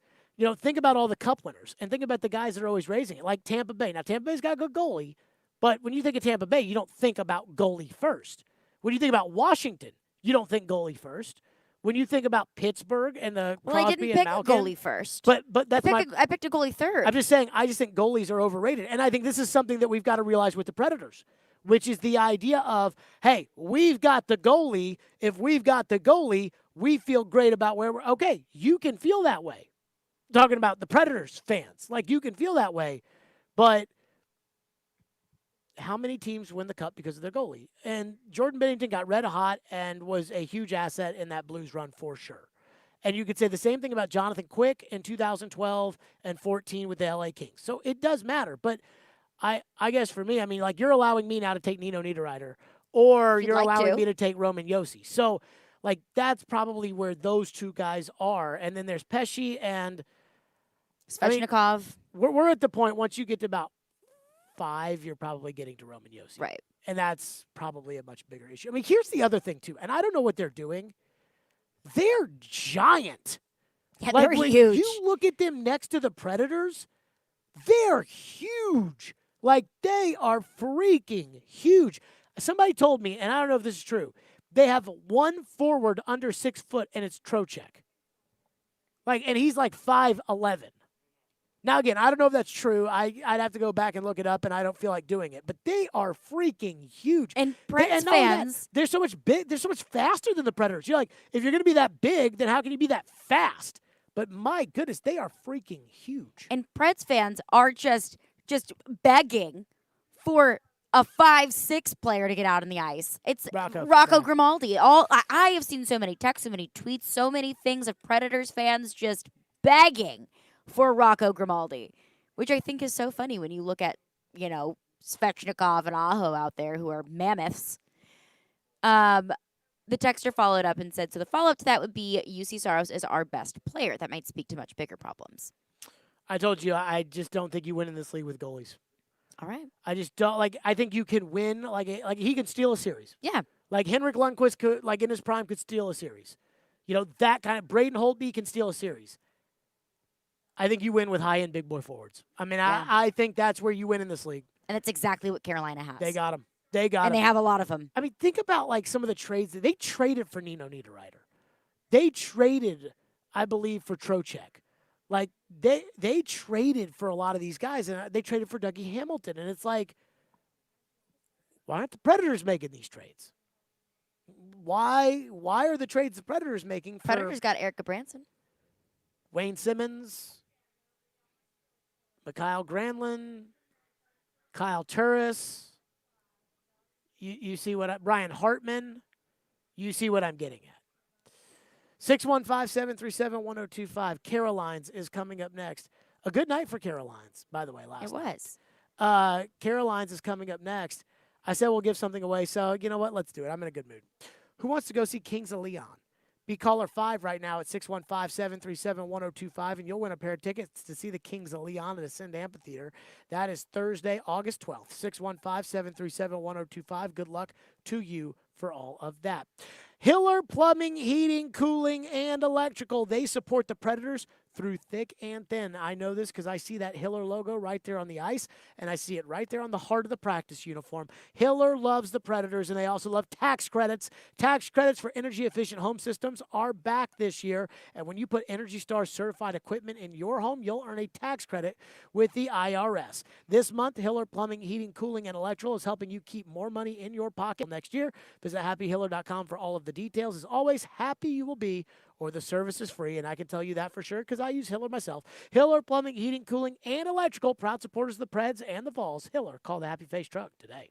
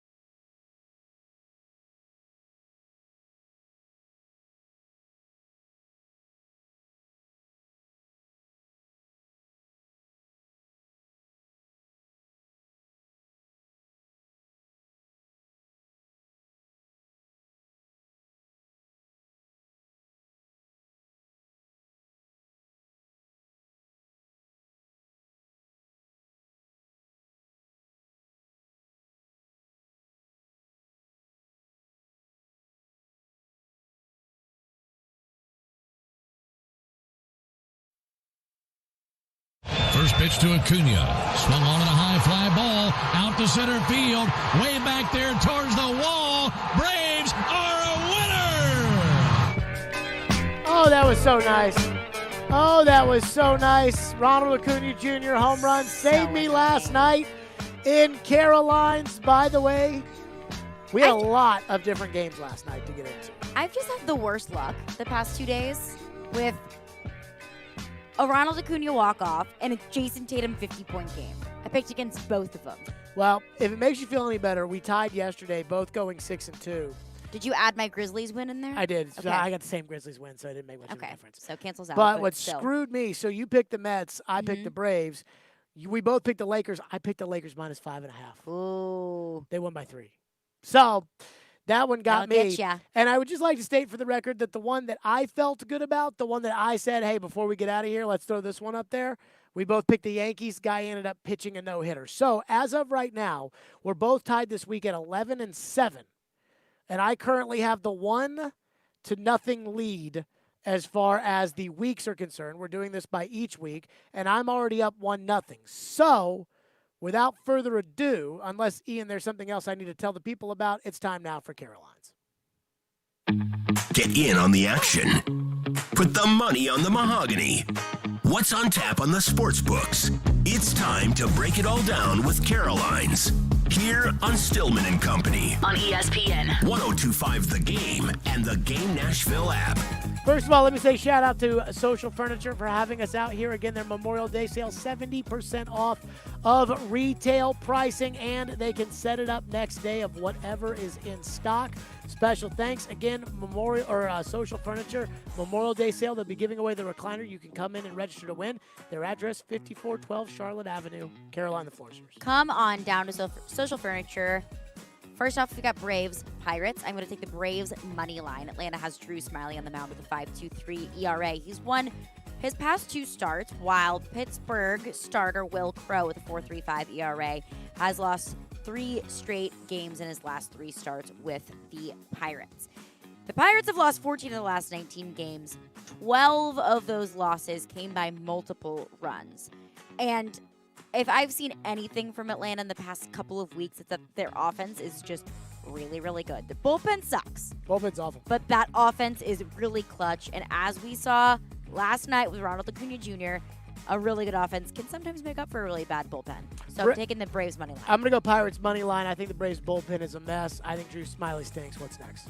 Leafs Canadians, taking the Leafs minus 1.5 because that's an obvious one.